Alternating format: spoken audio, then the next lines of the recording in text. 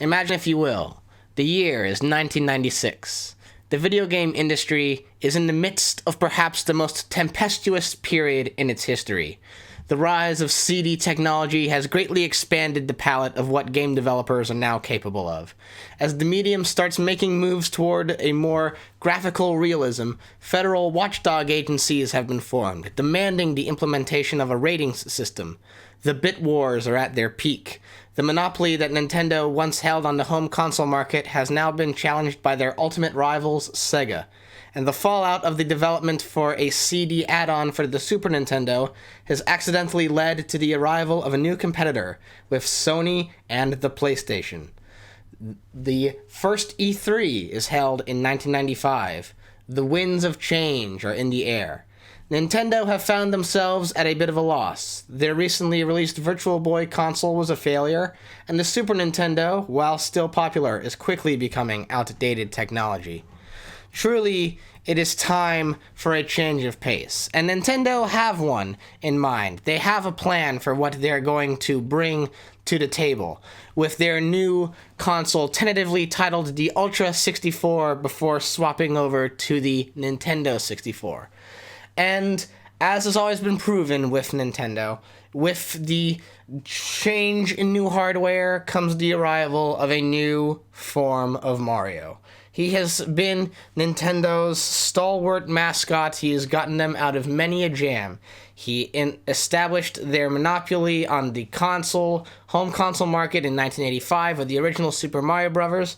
He introduced the world to the Super Nintendo and provided a healthy bit of competition for the newly launched Sonic the Hedgehog franchise with Super Mario World. And now that he's going to have to be facing off against not only Sega, but PlayStation, what shall they do for the new form of Mario?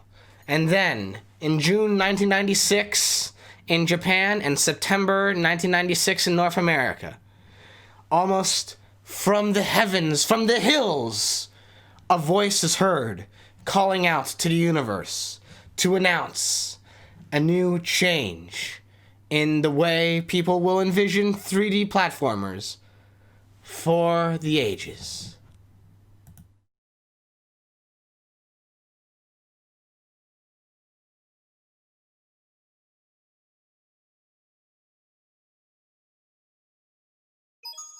It's me, Mario. Hello. Yes, it is time. It is long-awaited time to kick in to Super Mario 64. Oh me, oh my, how I have been looking forward to this day. Now, the thing with the previous installments is that they have been, to a degree, pretty much a history lesson, and I'm not saying that that's going to be changing too dramatically with how we pursue the rest of the Mario Marathon. Also, you might notice some big changes on the screen there, gameplay-wise. I'll get to that. But, basically, before all of this, what we've been seeing is essentially like a history lesson in how Nintendo take the baseline of just what they do with the first Super Mario Bros. And then just keep refining it until we hit probably the peak of what they can do with Super Mario World. Now we find ourselves with essentially a whole new form of Mario game, which I will say, if Super Mario 64 is not my favorite Mario game, which I'm still up in the air on if it is or not, it's certainly one of the ones I hold the closest in my heart. It definitely, I think possibly because it's the first Mario game that came out after I was born, like only a couple months later, and just on a pure base level, I find myself having much more fun at time with the gameplay style of 3D Mario than I do with 2D Mario. And you have to think on this as well, with how 3D Mario kind of was introduced to the world. You could tell with Super Mario 64, everything about this title screen just screams, oh yeah, it's time for us to change the game again. In a similar way that they did with the first Super Mario. I mean, like, there's no way, like, when you boot this game up and the first thing you see is this giant 3D Mario head and the voice of Mario, the classic, iconic voice of Charles Martinet, hitting you for the first time, you just kind of know, like, oh yeah, this is something special and new. And I was going to fiddle around with the Mario face like you can do on the menu, but I did not. I pressed the wrong button for that. So I'm going to just quickly get rid of that, just because that's been there for a while. And yeah, as you might notice, there are some changes to how I'm presenting Mario for this stream. I'll address that after we get into this little opening cutscene here. Dear Mario, please come to the castle. I have baked a cake for you. Yours truly, Princess Toadstool. Peach. Oh gosh, she's evaporated into the air! Well, hey, look who it is. It's Lakitu, or Lakitu, however their name is pronounced. Gosh, you ever think on how, like, you see an opening cutscene so frequently and so often that you're like, oh yeah, this is just, you know, like, it's one of those things with the Mario games and their most classic moments. They have that thing that I always view of as, like, the sign of really, really great art, which is the feeling of inevitability and yet discovery. Also, Chow, you've reached Princess Toadstool's castle via a warp pipe. It's the only time you'll see a warp pipe in this game, I think. No, that's incorrect, but still, you won't see them too often. Using the controller is a piece of cake. Press A to jump and B to attack. Press B to read signs, too. Use the control stick in the center of the controller to move Mario around. Now head for the castle. So, right away here with Super Mario 64... Well, first off, let me address the big elephant in the room. Yes, I am playing a modded version of Super Mario 64. I, for the longest time, was trying to decide how did I want to present this game, because it's been relatively established so far through the process of this series. Yeah, absolutely smooth Mario. It's been presented through the Mario Marathon that I tend to flip and flop between whether I want to go for historical accuracy or sort of the best possible version of a game. And certainly, like, say for example, I played the original NES version of Super Mario 1, but then when we got to Super Mario 3, I was like, let's play the All-Stars version because it's more colorful and just smoother and more dynamic and soundtrack and all these things. And I pretty much found myself facing a similar thing with Super Mario 64. Now, one would have hoped, with the release of Mario 3D All-Stars earlier this year, that maybe we would have seen something similar to this when the 3D All-Stars pack came out, and we did not get that, and everyone was justifiably annoyed with that. I wasn't the most annoyed with it, but then when I found this floating out there in the ether, I was like, oh yeah, I gotta do it this way. Because while I do have a soft spot in my heart for the N64 graphics and how chunky they are in their sort of N64 way, I also kind of felt once I discovered this mod that this is like sort of the, I don't know, like in the better sense of the term, like the sort of special edition version of Mario 64.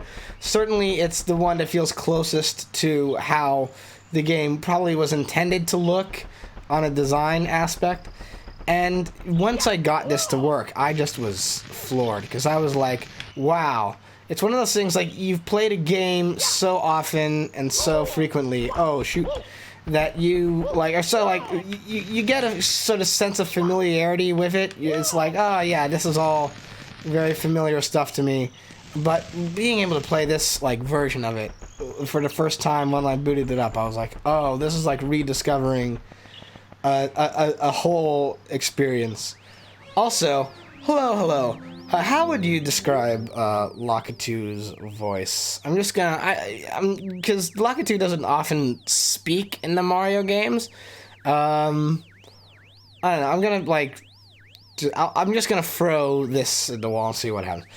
Good afternoon, the Lakitu Bros here, reporting live from just outside the princess's castle. Mario has just arrived on the scene and will be filming the action live as he enters the castle and pursues the missing Power Stars. Spoilers, Lakitu. As seasoned cameramen, we'll be shooting from the recommended angle, but you can change the camera angle by pressing the C buttons. Oh, the false promise you deliver onto us. If we can't adjust the view any further, we'll buzz. To take a look at the surroundings, stop and press the up C button. Press A to resume play. Switch camera modes with the R button. Signs along the way will review these instructions. For now, reporting live, this has been the Lakitu Bros. Oh, and off he goes again. Can we see? Oh, he's gone now. Okay, so, and yeah, like, what else to say? This opening area with Peach's castle just away, it sort of like says, hey, here's the controls, let's gonna throw you into this environment, and for 1996 to be able to do this was a shocking revelation. Hang on. Welcome, no one's home, now scram, and don't come back. Oh, and look who it is, it's Toad! Am I glad to see you, the princess, and I, and, well, everybody. We're all trapped inside the castle walls. I'm doing the N64 Toad voice and not the GameCube and everything after Toad's voice. We'll get to that Toad voice in a bit, but in the N64 years, Toad had a smooth, velvety kind of thing.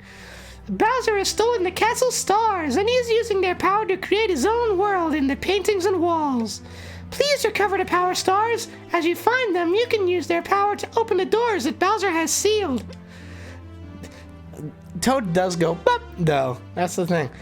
There are 4 rooms on the first floor. Start in the one with the painting of Bob inside. It's the only room that Bowser hasn't sealed. When you collect 8 Power Stars, you'll be able to open the door with the big star. The princess must be inside. All right, Toad. You chill there. You're good for now. Yeah, this is Toad before he so foolishly took up smoking once the GameCube rolled around. Don't know why he decided to do that. Anyway, Bob Battlefield, Big Bob on the summit. Let's go. Wow, you're smack in the middle of a battlefield. You'll find the Power Stars that Bowser stole in... Well, I totally misread that sentence. You'll find the Power Stars that Bowser stole inside the painting worlds. First, talk to the Bob Buddy. Press B to talk. He'll certainly help you out, and so will his comrades in other areas. To read signs, stop, face them, and press B. Press A or B to scroll ahead. You can talk to some other characters by facing them and pressing B. Indeed, we can. What have you got to say, Bomb Buddy? Watch out! If you wander around here, you're liable to be plastered by a water bomb. Those enemy bombs love to fight, and they're always finding ways to attack. This meadow has become a battlefield ever since the big bomb got his paws on the Power Star. His pals on the Power Star. Can you recover the star for us? Cross the bridge and go left up the path to find the big bomb. Please come back to see me after you've achieved the Power Star.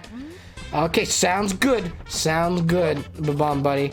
I'll talk to you later. Oh no, maybe I can talk to you now. What have you got to say? Hey you, it's dangerous ahead, so listen up. Take my advice. Cross the 2 bridges ahead, then watch for falling water bombs. The big bomb at the top of the mountain is very powerful. Oh, I believe that. Don't let him grab you. We're Bomb Buddies, and we're on your side. We're specifically on your side in this war, of which we will not tell you what we're fighting for, but we are fighting. You could talk to us whenever you'd like to. Cool. Okay, so off we go, and ain't it a good sign when the first enemy you fight is the Goomba? Always working in the realms of familiarity, them Mario games are. Well, there goes that coin. So, yeah, what to say? I feel like I have, like, it's interesting playing this. I feel like I have, like, at least 20 things to say, and I've lost track of, like, which ones I have said and which I haven't.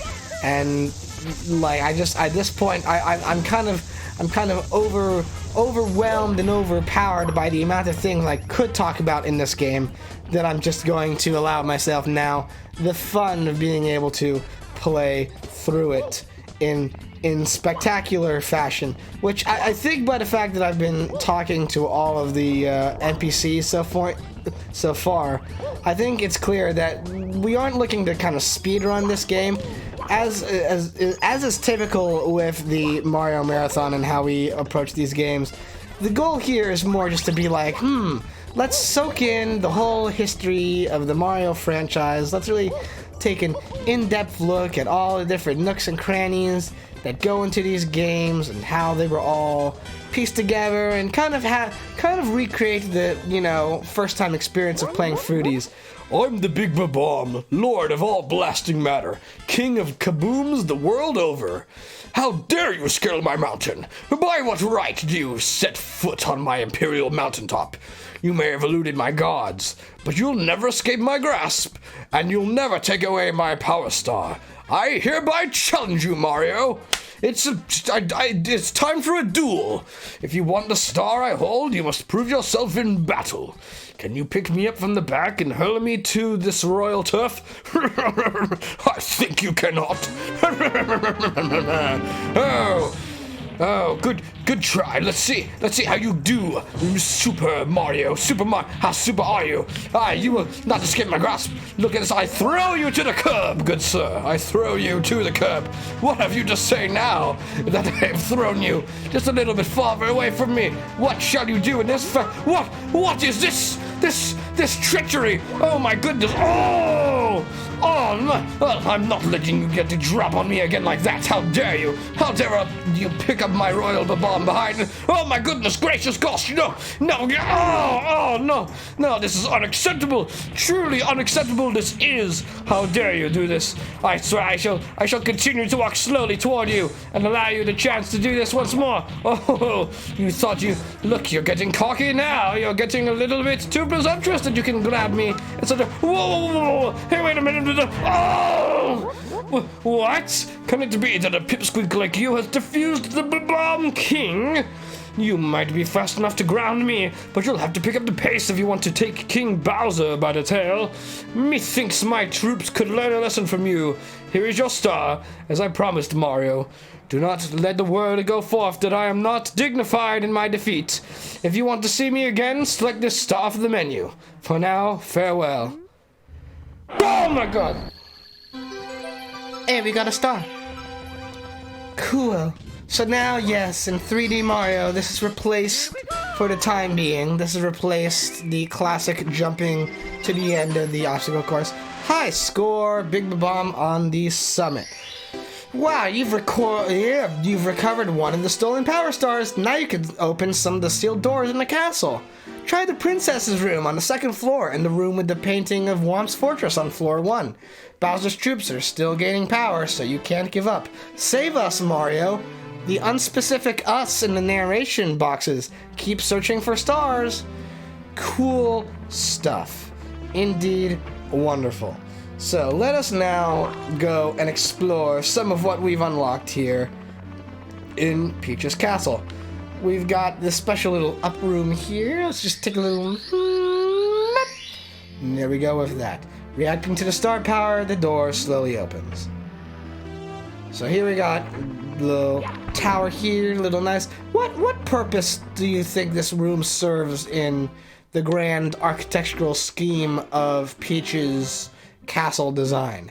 I mean, I know what purpose, most of this serves. I get that her castle's decorated with a lot of art, but this is just sort of room that has stained glass windows.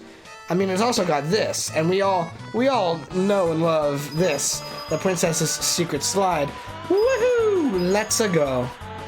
So, there's so much to say, so much to do, where to even begin as we explore through all of this. I guess it should be clear by now as well, I'm not going to be doing this sort of just, run through all of Big Bomb Battlefield, all of Whomp's Fortress, all that sort of stuff. Just exhaust all the levels. I'm going to try to, if I can, pace this out to a little bit of a degree. Where did that 1-up go? It was here, and then it was gone. So fast it's given, so fast it can be taken away.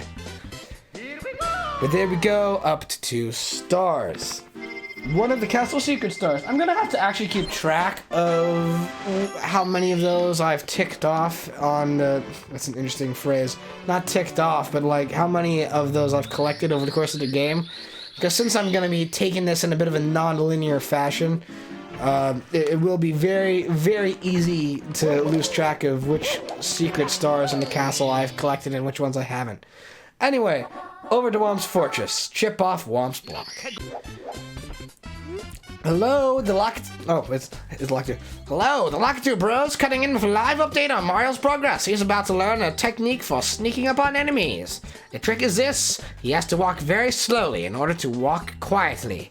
And wrapping up filming techniques reported on earlier, you can take a look around using C and press C to view the action from a distance. When you can't move the camera any farther, the buzzer will sound. This is the Lock-2 Bros signing off. Fantastic. So basically, the big key here, part of the whole goal of Womp's Fortress, is to introduce the concept of sneaking, which is when you just ever so gently move the N64 joystick, just a little sneak.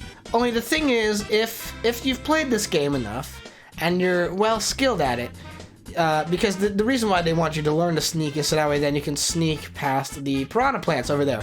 But the key is, if you've played this game well enough and you know what you're doing, you can just do this. Do that. Didn't even have to. You just jump soon enough. Didn't even have to sneak past the piranha plant. Just knocked them out with a little hop. Okay, and okay. So here we go. Womp's Fortress. There's so much to say. I feel like I've said so much to say, like about 5 times now. But there is so much to say. It is something to go in order with the Mario franchise, because, again, I only kind of half believe what I'm about to say, but you could make the argument to a little bit that in terms of where the Mario games were going, in terms of just straightforward, like, inventiveness and the embracing of like new concepts and new ideas, with the kind of trifecta of Mario 3 and Mario World and Mario Land 2, they kind of were like, well, now we know how to do it in terms of 2D Mario games. Now in terms of the 2D platformers, we've got the formula down now to pretty much like a well-refined degree. You have the different worlds with different themes. You throw in a sort of mixture of secret exits, but also straightforward enemy placements.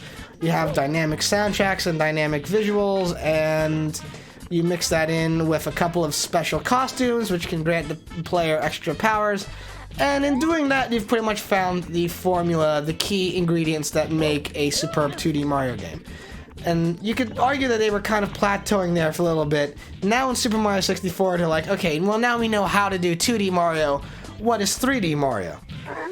It makes me so mad! We build your houses, your castles, we pave your roads, and still you walk all over us. Do you ever say thank you? No! Well, you're not gonna wipe your feet on me. I think I'll crush you just for fun.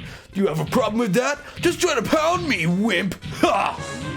Okay, off we go against King Womp. Not the hardest battle in the world. He's too big. Oh, goodness gracious. King Womp is too big for his own good. His Achilles heel is his own existence. Oh, dear. Oh, dear. No, crushed again. I'm just a stepping stone after all. I will grovel. Here, you win. Take this with you. Hey, there we go. Only under an hour into the whole thing, and we've already taken out 2 bosses. Superb. Alright, chip off Womp's block. Well, you've recovered 3 power stars, and now you can open any door with a 3 on its star. You can come and go from the open courses as you please. The enemies ahead are even meaner, so be careful. Okay, well... Oh, hey, look, it's Toad. Oh, look, it's Toad. It was Bowser who stole the stars. I saw him with my own eyes. He's hidden 6 stars in each course, but you won't find all of them in some courses until you press the cap switches. The stars you found will show on each other. The stars you found will show. The stars you found will show on each course's starting screen. I'm already kind of losing my voice. Shoot. If you want to see some of the enemies you've already defeated, select the stars you recovered from them. Thanks for the help, Toad. Magical, magical friend you are. Right, well now that the game has said we can unlock any door with a 3 on it, let's go look at some 3s. This has got a 3. Wow. Yes, the door slowly opens. Alright, so here we go now. Course 3, let's go! Jolly Roger Bay, plundering the sunken ship. So, yes. Here we go. Immediately throwing ourselves into water levels. Everyone loves water levels. And I will say this, by the way, too. So, one of the reasons why I really wanted to do this version of Super Mario 64 was because there was a part of me that was like, oh, well, is this like historically like accurate? Is this right? Does this really provide people with the full context of like how the game graphics have really updated themselves from where they are in like the original, like going all the way from like Donkey Kong in '81 to okay, thank you, Nightbot, for auto-modding. Looks like there were some follow bots causing problems. Oh, goodness gracious me, all sorts of stuff. They timed them out. I'm assuming I can, well, alright, I can't ban them because they already got, timed out before their message even showed up, so that's interesting. I mean, like, I'm not assuming they'll come back. I think one of those follow bots I've seen before on Riley's streams, Digitamer Riley, if you all follow her stuff, which you should.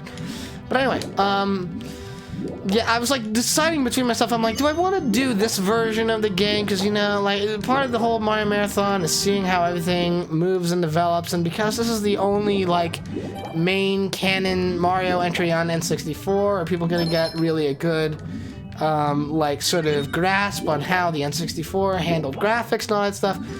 And here's what here's how this all boiled down for me in terms of kind of letting myself go like, yeah, I'm fine with streaming this version of Mario 64.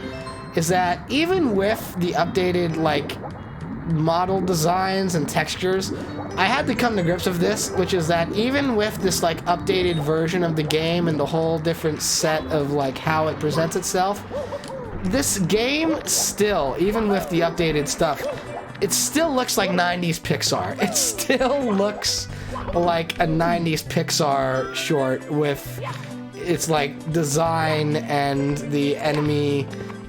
Like there's just straight up some enemies in Mario 64 that are just like, they scream, look at what we can do with graphics now. Isn't this amazing? Like, it really is something else. Alright. Just, there'll be like more than a couple of enemies in this game that are just absolute perfect spheres, which just screams to me like, yeah, we can make circles now. Okay, what do you have to say for yourself, Toad? The names of the stars are also hints for finding them. They are displayed at the beginning of each course. You can collect the stars in any order. You won't find some stars, enemies, or items unless you select a specific star. After you collect some stars, you can try another course. We're all waiting for your help. Thanks, Toad. I'm glad that you're sticking by me. I appreciate that so very much. All right, let's go over. Let's try another 3 door, because 3 doors are always a special thing. Okay.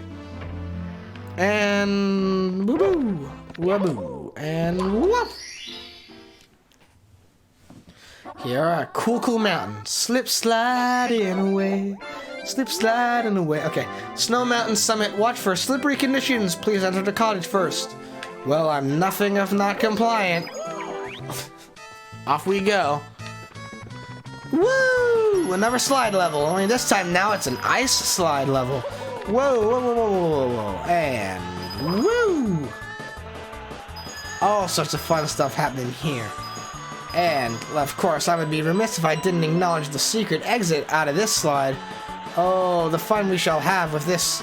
Woo! And, oh! Oop! Mario has now been injured. Ah! There we go. That is that level. And a star has now greeted us on our arrival. How splendiferous indeed. Woo! Making some good progress here today, I must say. Everything's moving along pretty well and smoothly. Okay, and save and continue. Cool. So, now, we've been doing all this, but we haven't checked back in with the Babam buddy on Babam Battlefield. We said we would talk to him after we got the star from King Babam. Let's go over there. Let's see how this Babam is doing. Back into Babam's Battlefield we go. Oh, is this a full new session now? I do not know. Alright, what do you say for yourself? Babam buddy. Thank you, Mario. The big Babam is nothing but a big dud now. But the battle for the castle has just begun. Other enemies are holding the other power stars. If you recover more stars, you can open new doors that lead to new worlds. I kinda figured that. My Babam buddies are waiting for you. Be sure to talk to them. They'll set up cannons for you. Nice. Superb. Alright, what about you? We're peace-loving Babam, so we don't use cannons. But if you'd like to blast off, we don't mind. Help yourself. We'll prepare all of the cannons in this course for you to use. Bon voyage! And there they go. The cannons are prepped in case we need them. Ready for blast off? Come on, hop into the cannon! You can reach the star on the floating island by using the 4 cannons. Use a control stick to aim, then press A to fire. If you're handy, you can grab onto trees or poles to land. We will need that. Also, hello, hello, hello! Hey, Mario, I'm trying to figure... What's a good Koopa voice? Hey, Mario, is it true that you beat the big Babam? Cool. You must be pretty strong and pretty fast. So how fast are you anyway? Fast enough to beat me? Koopa the Quick? I don't think so. Just try me. How about a race to the mountaintop where the big Babam was? What do you say? When I say go, let the race begin. The text is a little bit off the box there. Whoopsie doodle. Ready? Go! Hi, Bushki! Okay, now let us head on out. So, as we go on with the foot race of Koopa the Quick, which is not that challenging an endeavor. Hello, giant chain chomp. I will deal with you in a moment. Alright, so, so, there is so much to say. And I feel like just the rush of having so much fresh new stuff thrown at me in such a short amount of time kind of like wrecked any plans I had toward like talking about this game in a somewhat organized fashion. But you know, that is, I feel like, part of the whole Super Mario 64 experience. That's why this game is viewed of as such a masterpiece. Well, that's only part of the reason why this game is viewed of as such a masterpiece. But certainly that plays into it. There's like just so much the invention on display here with this one game is truly awe-inspiring. Well, here we are now at the end, so I just gotta wait for Koopa the Quick to show up and do their thing. I guess I should take the moment now, since I haven't... How's everyone doing? I hope you're all having a lovely day. I hope things are all moving well and smooth. I hope everyone's having a nice, lovely time. And I really hope your Saturday is going well. Whoa, you really are fast. A human blur. Here you go. You've won it fair and square. And... oh, another wonderful star. Woo. Here we go. Alright. For the race with Koopa the Quick. Alright, there we go. Superb. Now, let us head back over to Womp's Fortress. We're just gonna take this... If I'm being honest completely, there is a theory I have with the 3D Mario games. Not all of them. We'll get to the ones that this doesn't apply to later, but certainly with this and the following game, I've always kind of gotten this impression that they kind of wanted you to play through, instead of it like doing it star, star, star, star, star with each course, it's more course, course, course. That was always kind of the impression I got with this game, and with its sequel, which we will get to later.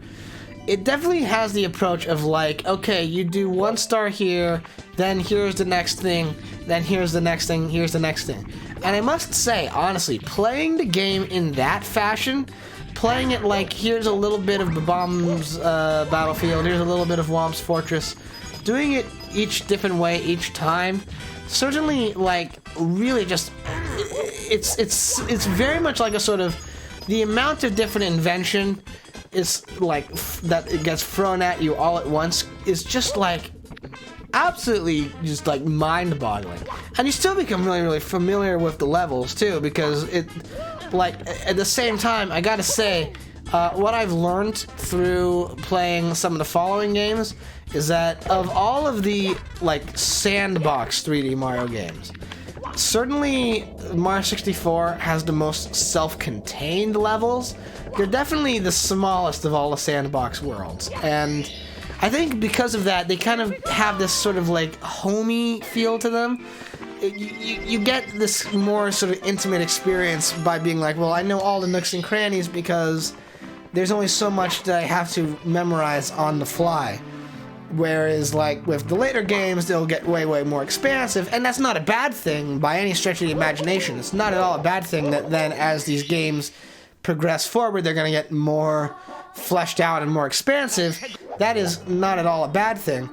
But it is sort of like one of those things, like, I think part of the reason why the levels in Mario 64 have such this grand sense of familiarity to them is because they're so self-contained. It doesn't take a lot to run through each of the different courses in this game.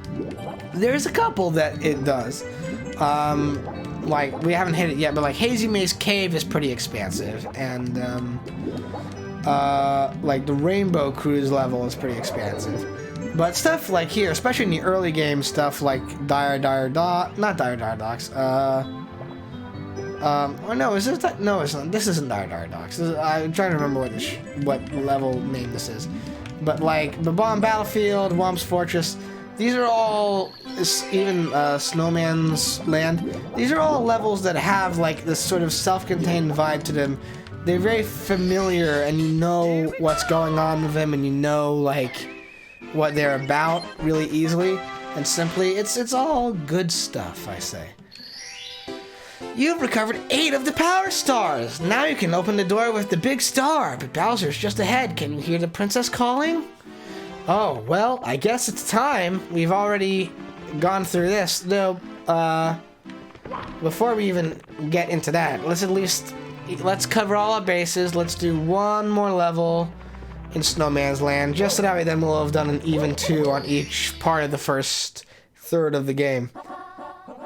Little Penguin lost. Alright, so I'm gonna do how best to approach this level. Let's do it this way. Just so that way then I still have the special little tidbit on standby in case I need it. Woo! Oh, goodness gracious me, Mario's trapped in the snow. Oh, there we go. Saved. Egad, my baby! Have you seen my baby? She's the most precious baby in the whole wide world. They say she has my beak. I just can't remember where I left her. Let's see. I stopped for herring and ice cubes. Then I just don't know. All right. Well, let's look. Let's start looking for a little penguin baby. I hear a penguin up there. Oh, see this right here. This enemy. If there is not an enemy that screams, this is the 90s and we figured out how to make 3D graphics. Look at that. Perfect sphere. Amazing.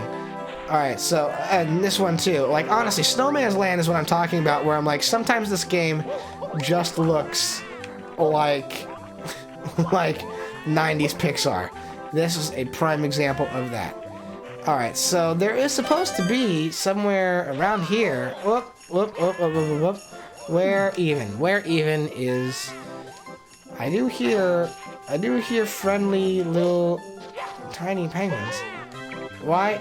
Again, don't let me. It looks like. Hang on a sec. If I do look above the store here, why? Look at this. It's a penguin. It's a penguin child.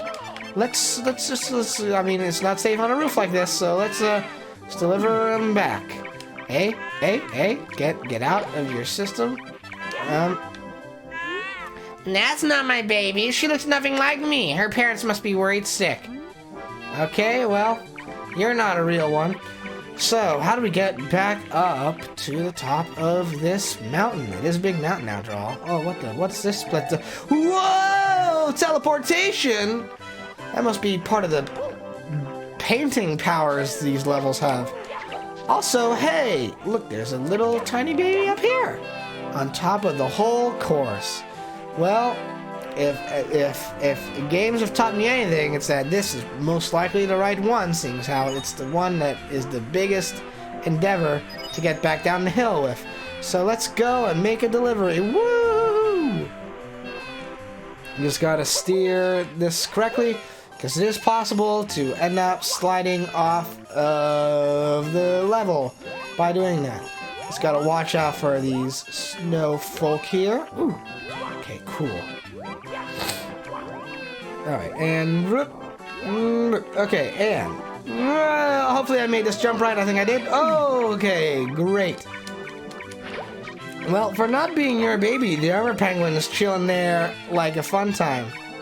Alright, what have you to say? What have you to say for yourself? Hey, Mama Penguin. Mama Penguin. Mama Penguin. Mama Penguin. Hey, Mama Penguin. Mama Penguin! Look at what I have for you! Do you not acknowledge what I have in my hands? Hey! You want to acknowledge what I have done? Maybe you want to acknowledge that I have this in my hands. I've got another penguin baby. Alright, I'm gonna remove this one. I'm gonna remove this one out of play. Off it goes. How about now? How about now? What do you have to say for yourself now? Hey, speak to me. Speak to me, Mama Penguin. Speak to me. Speak to me. I have your real baby right here. Do you not see it? This is why you lose your baby. This is why you lose your child, Mama Penguin. This is why, because you can't see them when they're right in front of your face. Do you not notice this? Do you not see that this is the other penguin on this level? This is your child. This is yours. Would you not acknowledge it, Mama Penguin? I beg of you, please, Mama Penguin, acknowledge that I have your other child. Do I need to, like, do a whole... walk away again? What? I'll do this. Nevada's 54. I'll do this at least. I'll take this one that has no place anywhere. Off you go. Oh, come on. Bye-bye. There you go. There's that one. I'm nothing if not pleasing for the audience. Now, you. Come on. Get in my hands. Get in my hands. Acknowledge this. Acknowledge what I have done, Mama Penguin. Acknowledge what I have done for you, please. Acknowledge what is happening in front of your face. All right, well, okay, at this point now, we just gotta do this again, don't we? Just gotta start from scratch there. You try to illustrate a point on stream. You try to illustrate all the different little avenues and angles that the story has to take. And then look what happens. Then the Mama Penguin goes, I have scorned my child. They run away from me, and this is how I treat them.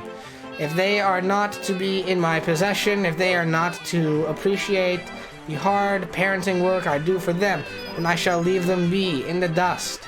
Mama Penguin, you've got a lot of nerve leaving this baby behind, and then not acknowledging their return when they are right in front of your face. This is unacceptable, Mama Penguin.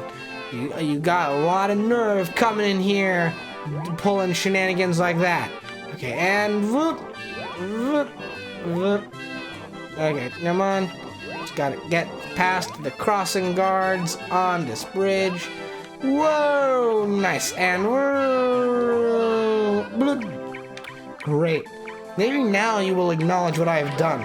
Please, please acknowledge the collection I have made for you. How about now? You found my precious, precious baby! Where have you been? How can I ever thank you, Mario? Oh, I do have this. Star? Here, take it with my eternal gratitude. Great. Superb. Superb and fabulous. Oof, there we go. Here we go. Indeed. Right-o-matic. Well, now that we've done that, now that we've at least covered our bases, gotten 2 stars on each of the levels so far, we might as well, because they brought it up, because they said it was a possibility in our hands, let us go into the star door. Maybe Bowser's in there. Let's see what happens. Yeah, yep, the door slowly opens.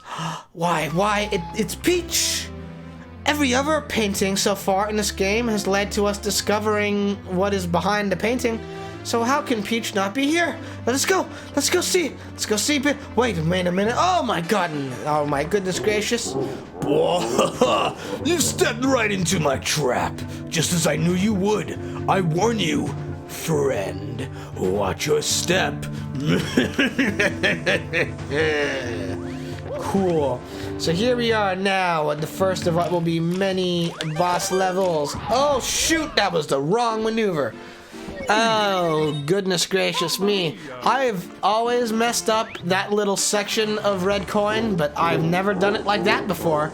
That's fresh and new. Oh, how superb and spectacular. Alright, let's try this again, only with less... oh, no, not fire. Everyone hates when Mario gets his buns toasted. Okay, and... ooh, don't run off. So here's the thing, even with this version of Mario that I am playing, not everything is fixed. And a part of me is kind of glad that not everything is fixed too, because you have to understand, like, to me, it wouldn't be right if I was playing the most, like, no problems whatsoever Mario game in the Mario Marathon. It needs to have a little bit of the dated, like, sort of patches to it, you know? That's, if we're doing this, if we're approaching the Mario Marathon as a historical celebration, a historical dive through the long storied journey of where a game begins and, you know, ends up. I don't want to say ends completely because the Mario franchise is obviously not over. It's one of those things, like, you have to acknowledge the things that have aged well and the things that have aged poorly. And, you know, like, yeah, you could say, okay, I'm playing this version of the game to try to, at the very least, show it in the highest possible light I can, which is very true. But it also is like, there's still bits that are not the most superb. For example, the camera is still kinda ludicrous. And the controls are still, like, not always the most superb. We still are locked into Mario sometimes not being superb at just moving back and forth. We still got the little thing of having to deal with him circling back around all the time. They built this in. Don't know why they had that as an inclusion. It was always frustrating. Especially when you reach narrow sections like this and you're like, okay, I just want to make a straight beeline behind me. But no.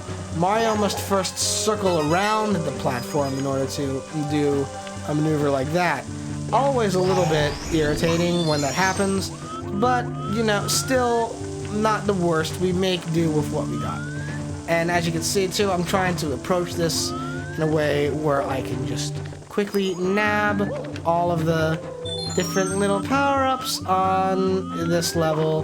And by power-ups I mean picking up the one-up mushrooms as I find them, and also trying to make sure I nab each of the red coins, so that way I can get the red coin star for this level. Okay, and inch along, and 7. Okay, that leaves one more to go, and I do believe it is on top of all of this. So, let us, well, that is still an issue. Okay, there we go. Now, over here we go. Yes, indeed, there it is. Alright, long jump! Oh, shoot. Okay, well, actually, wait a minute. That's actually to our benefit, because we can just do this. That, it works 10 times better than me trying to do whatever I was trying to do before. Alright, and there's a star there. Cool stuff. Woohoo! And yahoo. Whoa, don't overshoot. Mario, don't not overshoot that jump. I would have been very annoyed if you had. Okay, good. Got that down.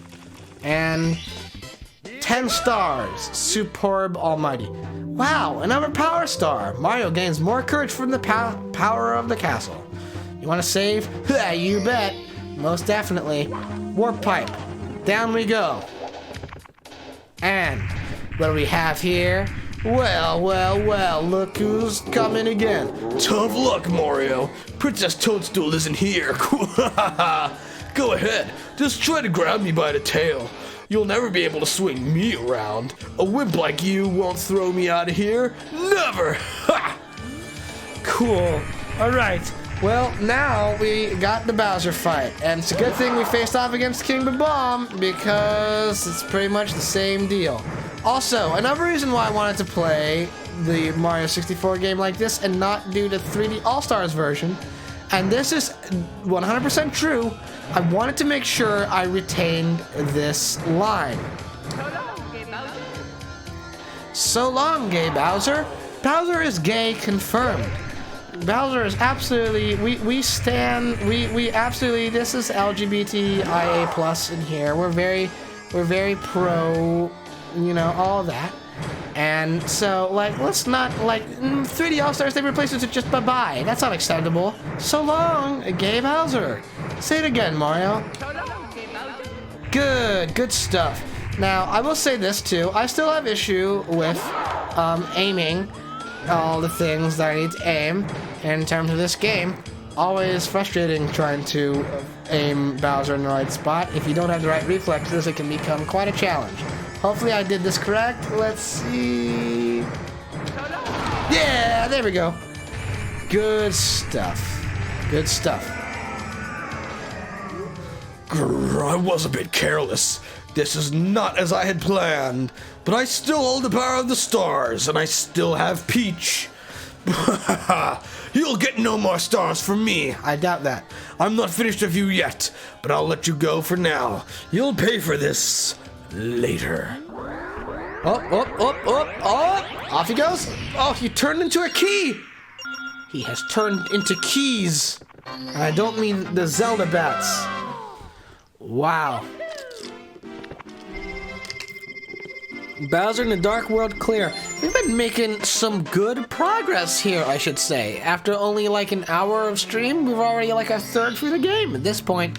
I mean, not 100% third through the game, but like pretty good, I gotta say. Like at least a third in terms of the story. That's a plus. All right, let's try this door. This key doesn't fit. Maybe it's for the basement. Ooh, maybe. Might as well go check and see. I mean, like, hey, if it's in the basement.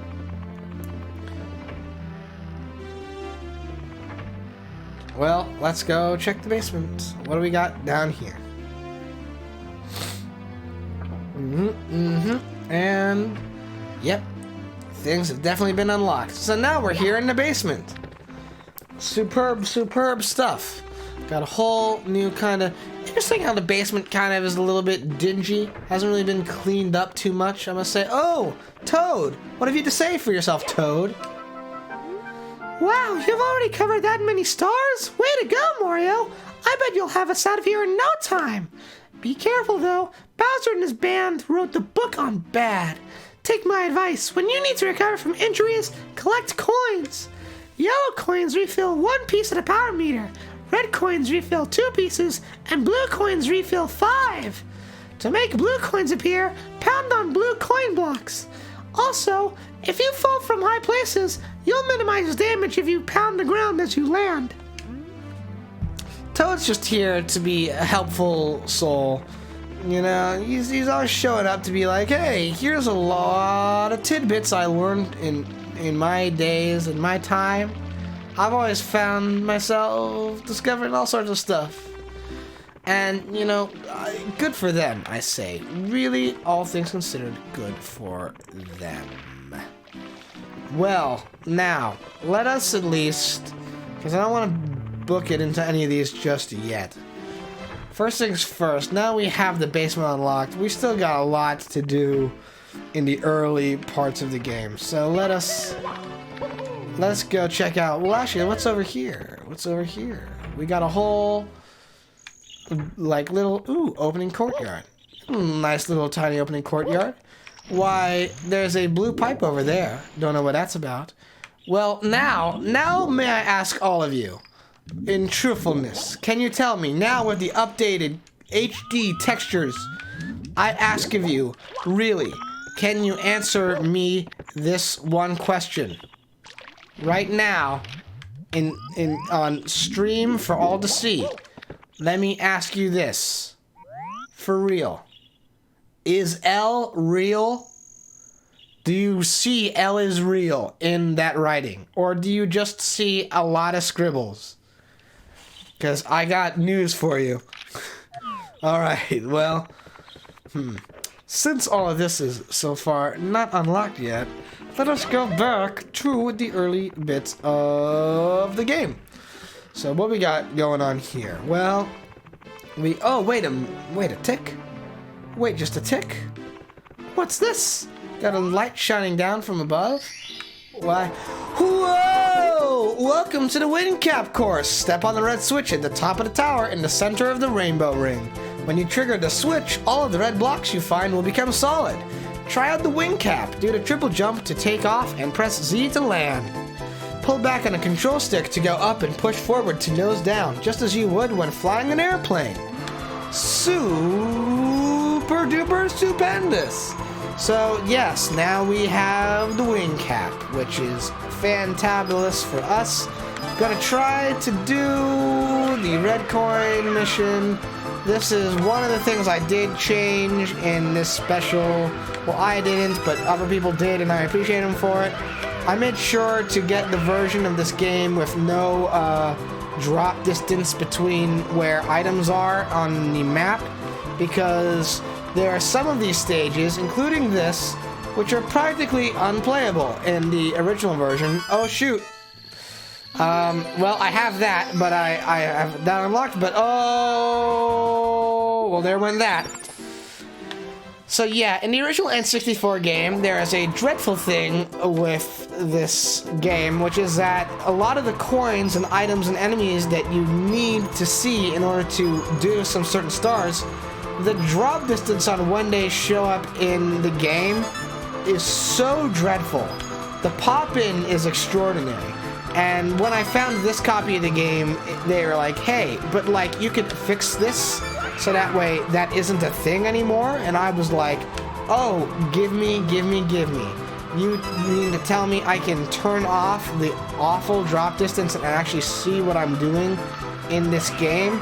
Well, that's fantastic. Now there will actually be stars that aren't the worst pain in the heister to get. Alright, before I nab that star, let's cover our bases here. Red Switch Palace. You've stepped on the wing cap switch. Wearing the wing cap, you can soar through the sky. Now wing caps will pop out of all the red blocks you find. Would you like to save? Yep. Great. Superb. And 11 stars. Here we go. Isn't this spectacular? The amount of ground we're covering today is truly phenomenal.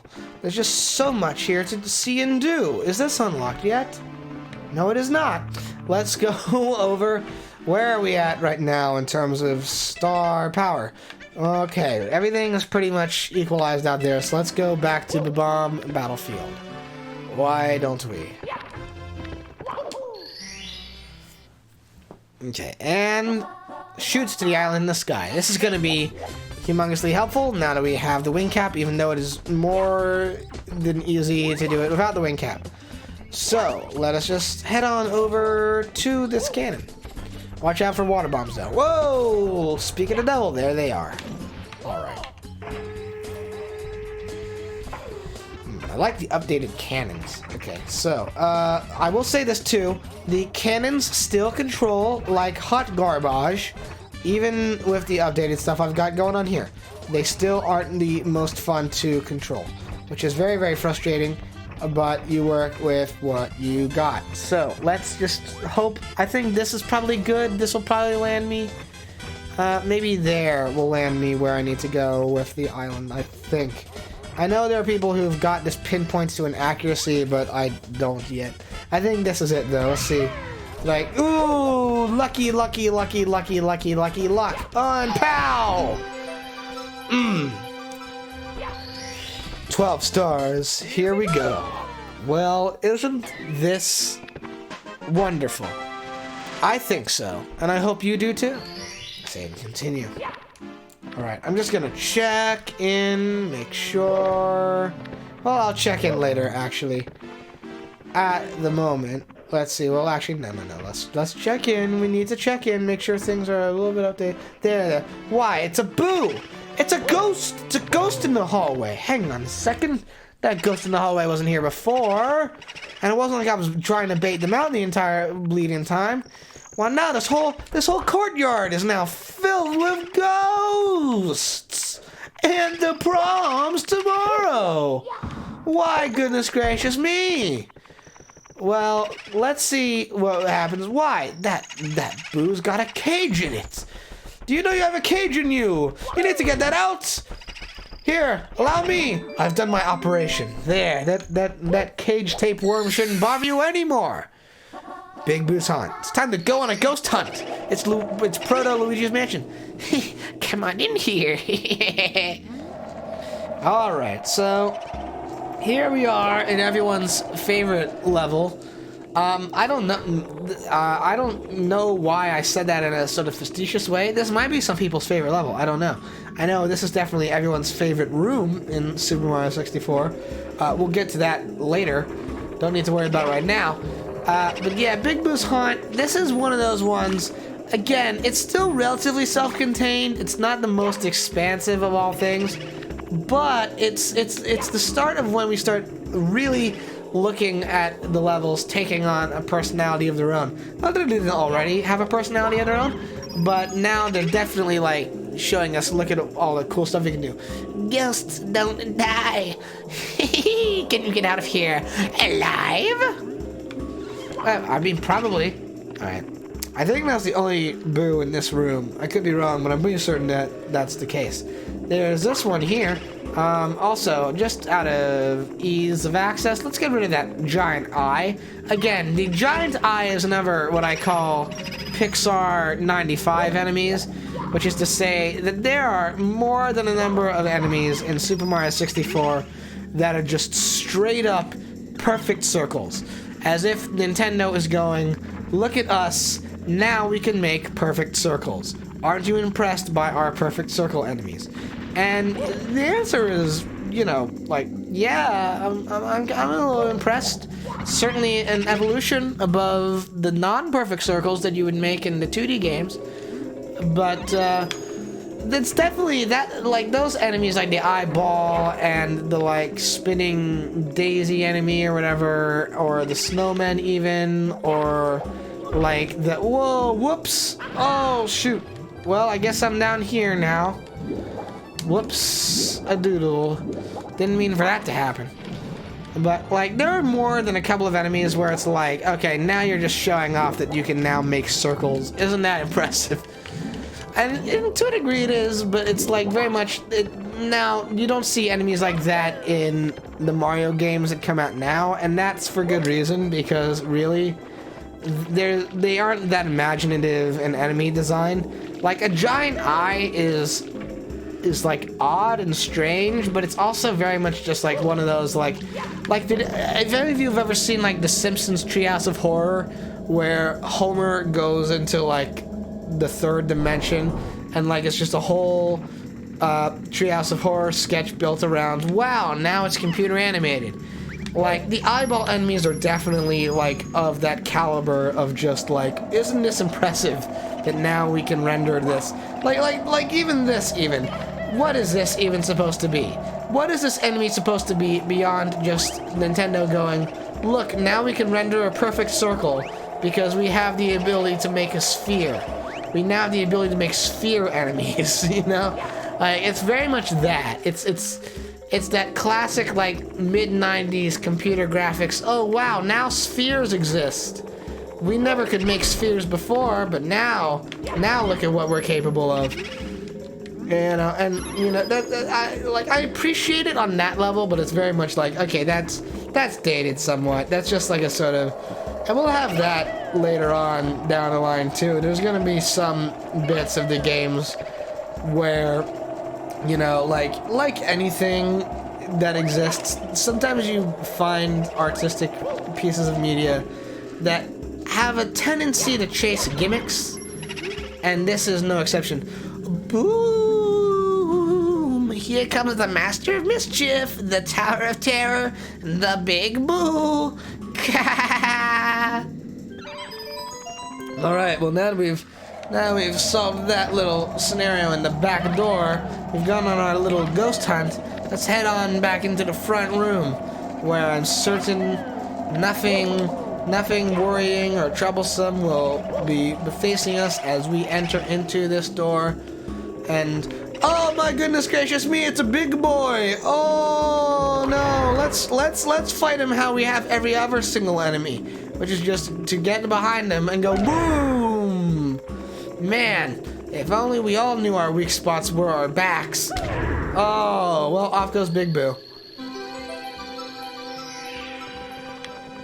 So, I'm interested to see how far we actually get in this first stream. I'm dedicated to keeping my usual, like, 3-hour stream limit. But since I know this game, like, backwards and forwards, the potential is always on the line that, like, we'll be playing this. We'll probably get further than I expected. I will say, something I'm a little bit looking forward to as we progress through these games is that I will be able to essentially, like, you know, take a little bit longer between games. It's been kind of a habit so far, which is totally unintentional. I think it's more just to do with how big the games are. But so far, every single entry in the Mario Marathon, with the exception of the Game Boy entries, they've had a tendency to kind of be like 1 month long experiences and then they're over with. And my hope is that as we move into the modern era of Mario, they're gonna be longer than just a month of one game and then the next month is another one. It depends on how quickly we get through all of this stuff. Anyway, Swimming Beast in the Cavern, Hazy Maze Cave. So, this is an example of what I would call one of the levels that are a little bit more expansive and actually a little bit to the detriment of the game, I would say, just because in being more expansive, they actually run the risk of being less memorable. Like, Hazy Maze Cave, in particular, is kind of like, just, the name is very apropos in that this level is a maze. There's just so much in it, and it actually kind of wrecks with the fun ability of just plowing through everything, because they just throw so much at you that you're like, where am I even going, you know? And that can be really frustrating to a slight degree, but you know, you work with what you got. Anyway, we're also going to, while we're here, well, should I? You know what? I'll hold off on this next thing just because it's not a necessity as of yet, I don't believe. But let us do this. So here we got Nessie, first appearance of Nessie in the games. She's gonna help us out by swimming through this cave, but we're gonna need to get to that platform in the center. So in order to reach her, we must do this, unfortunately. That definitely hurt her, and I always feel bad about doing that to poor Nessie. But hey, you gotta do that to do this. Here we go. Superb.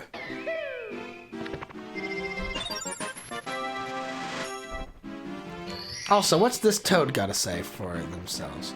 Hi, Toad. You're just chilling here. What do you gotta say? Hold on to your hat. If you lose it, you'll be injured easily. If you do lose your cap... God, I'm sorry that my voice is already, like, gone. If you do lose your cap, you'll have to find it in the course where you lost it. Oh boy, it's not looking good for Peach. She's still trapped somewhere inside the walls. Please, Mario, you have to help her. Did you know that there are enemy worlds inside the walls? Yes, I did know that, Toad. It's a bit late for you to tell me. Yep, it's true. Bowser's troops are there too. Oh, here, take this. I've been keeping it for you. Maybe this is why Toad started getting more gravelly as time went on. Whoa! Toad was just holding on to a star the whole time. Boom! 15 stars found. Wow. Yes. Mario does get encouraged from that, doesn't he? Okay,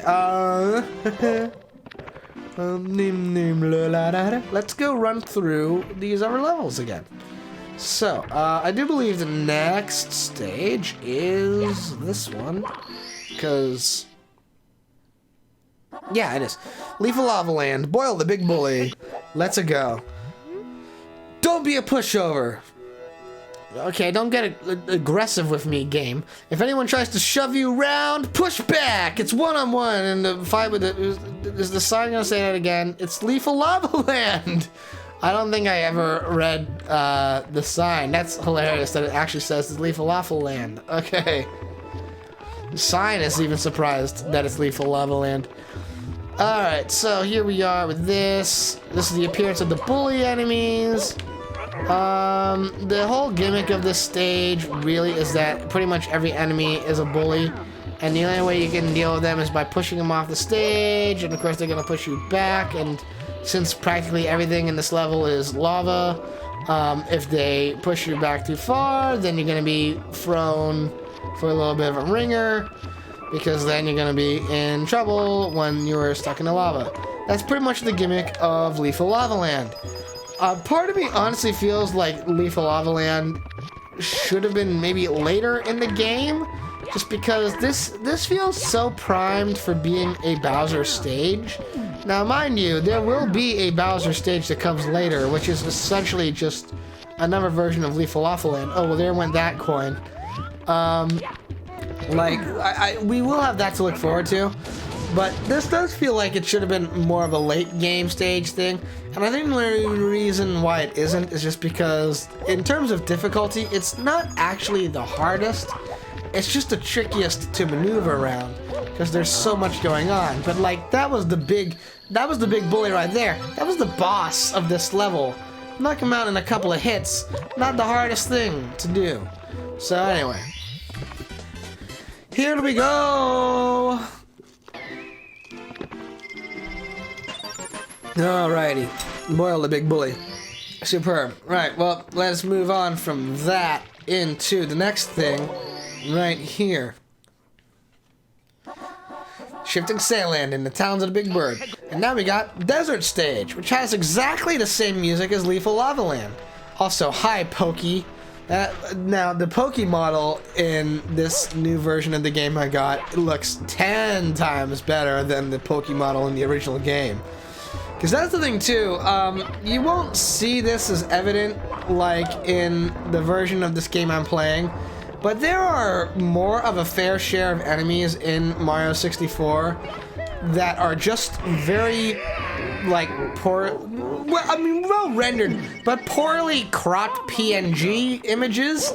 Like, if you look at the original game, like, the Pokies, some of the enemies, and even, like, the trees are all these, like, really poorly cropped PNG images that just, like, move around. And the fact that then they, in this version of the game I got, they touched that up is just such a drastic improvement. It really is marvelous. Oh, shoot. I was trying to figure out how to maneuver around these talk boxes without having to worry too much about placement and things, but I mean, this is how you deal with them regularly, but like I feel like that kind of goes without saying. Alright, let us just move through that immediately. I Okay, so here we are in this area. Gonna have to just find the big bird. There it is. Oh, hi, big bird. Not the other one. Okay, now you see, you got that. I'm gonna need you to give me. Oh, it made. Oh God, poor big bird is like, I can threw that one down to the ground. All right, well let's grab this. Here we go. That bird will be out for vengeance later. I know that much for certain. Alrighty, there we go. And save and continue. Superb. Okay, so while we're at it, might as well see whatever doors we got to handle around here. Oh, whoa. Well, actually, you know what? Hang on. I'll deal with you later. Meanwhile, in here, what do we got here? We got... Oh, look at this.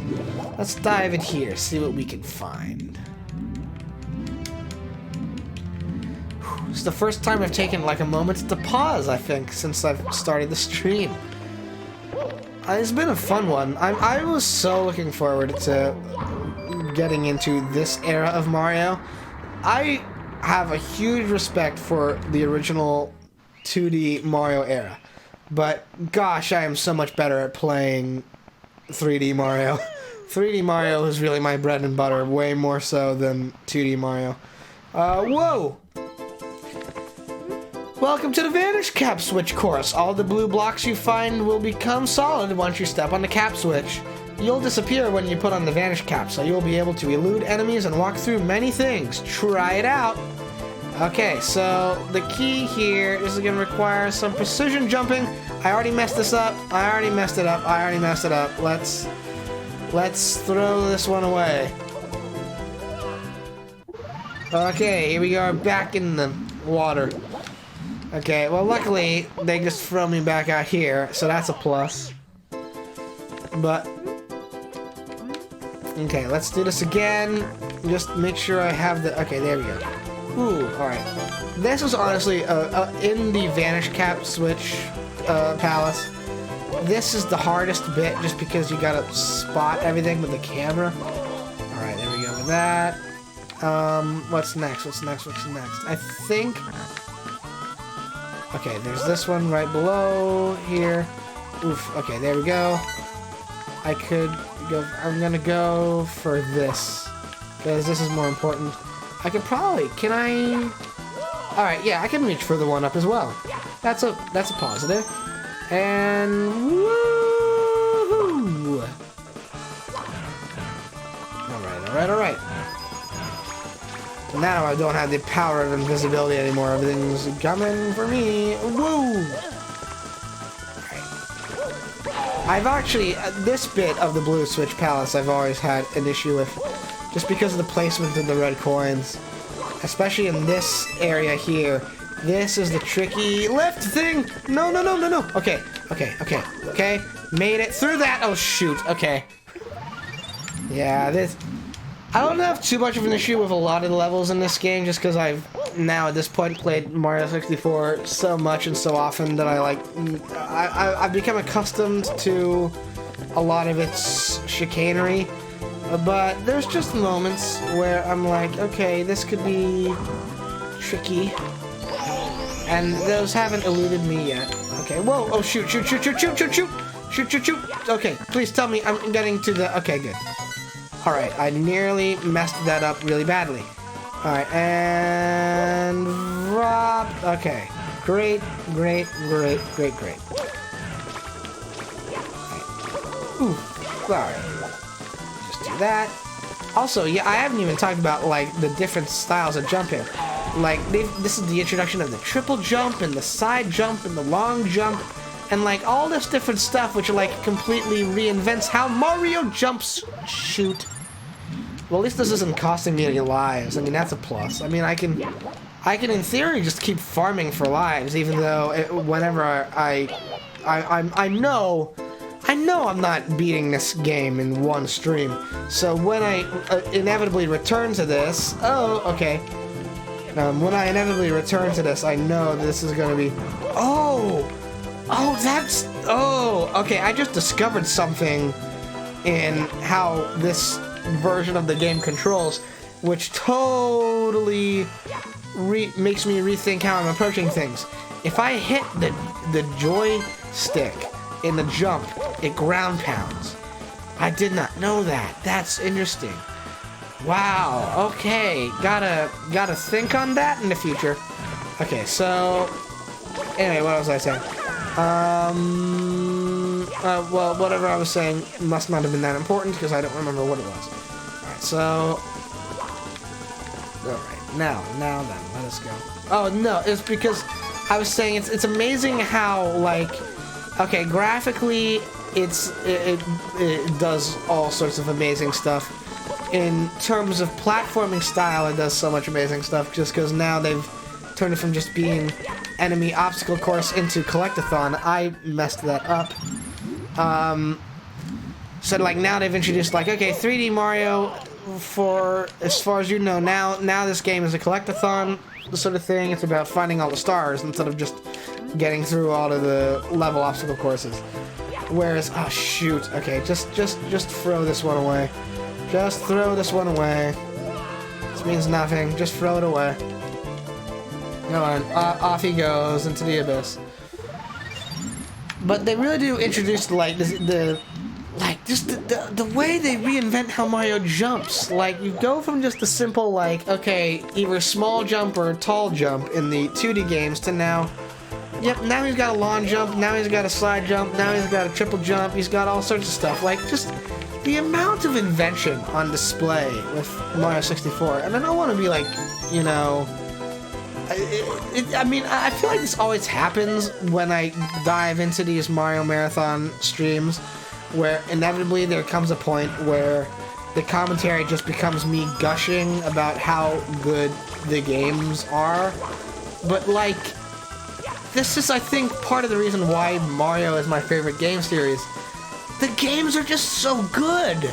And, like, even, you know, at their worst, you know, there's something to be admired in just the invention on display, and the creativity, and the fearless nature they have toward invention. I admire the series so much for never getting too complacent. It's had its moments of complacency, and I won't ignore them, and I'll argue we'll even be seeing some of those moments of complacency later on in the Mario Marathon. But like for the most part, just it's like anytime Mario does something, even if it takes from like something else, like because like Mario was not the first 3D platformer. 3D platformers existed before Mario.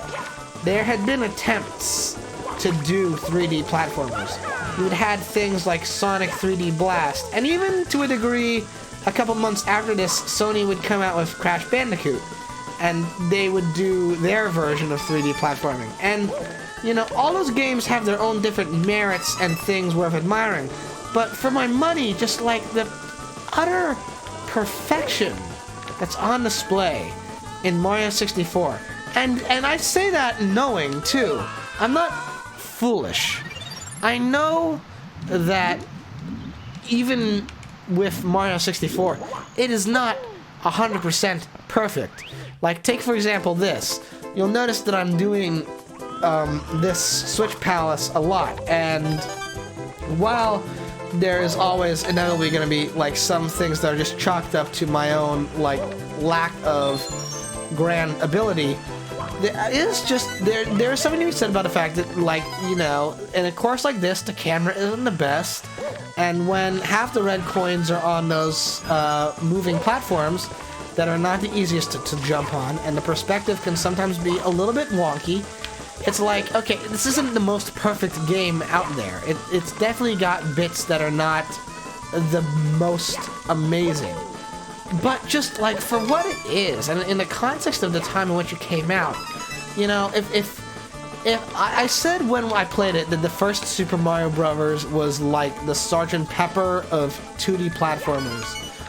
And I would say probably I would be prepared to go so far as to say that if the first Super Mario Bros. Is like the Sgt. Pepper of the video game industry, Super Mario 64 has got to be like the dark side of the moon of the video game industry, which is just like, it takes so much from the grand masterwork which preceded it, and yet simultaneously just takes it all so much further than where we could have even imagined it could go before. It's truly awe-inspiring as far as I'm concerned. Anyway, so now we got the Vanish Cap. That is superb and wonderful, and that will help us out tremendously in the future. Let us go back now as we continue on our little expedition through this game and all the different things which we can do within it. Let us now venture off into the slipstream back to the bomb battlefield.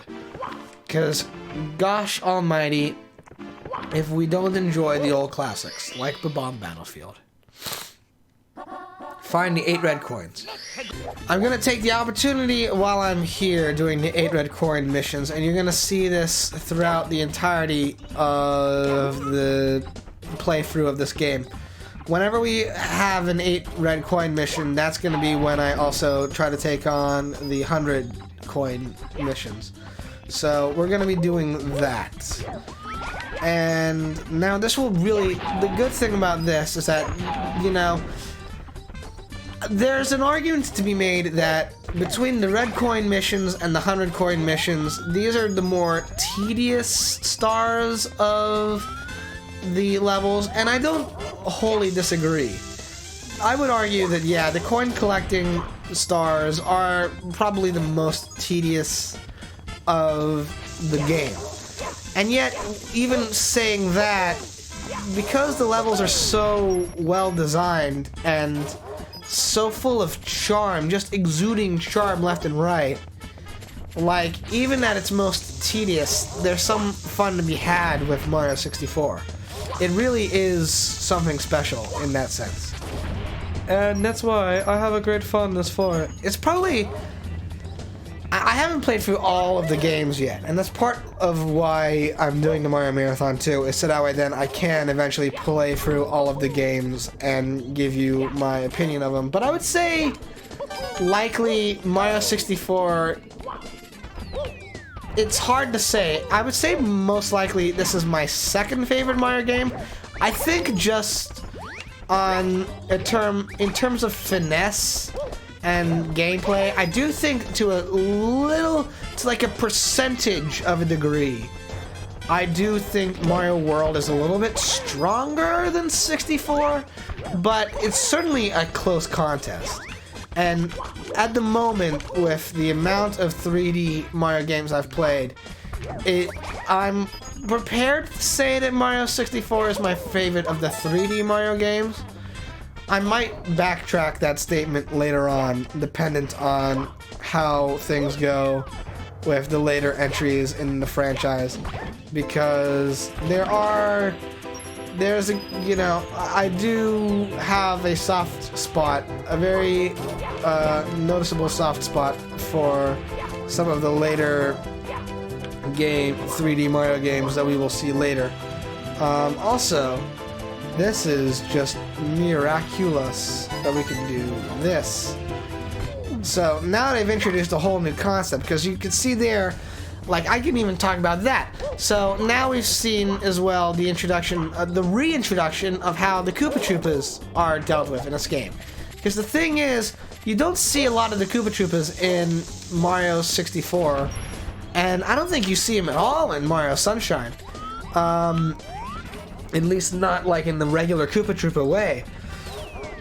Because the thing is that the Koopa Troopa is an enemy that, like, works perfectly in 2D. In 3D, not the best. The Goomba even is an enemy that doesn't work the best in 3D, but is still, you know, relatively, like, straightforward. Not the hardest thing in the world to deal with the Goomba. But the Koopa Troopa, if you were having the Koopa Troopa be dealt with in exactly the same way in 3D as you would have them be dealt with in 2D, you would hate them. Because, like, okay, you would knock him out once and throw him out of the shell, and then you would have the shell, like, potentially bouncing all over the bloody place.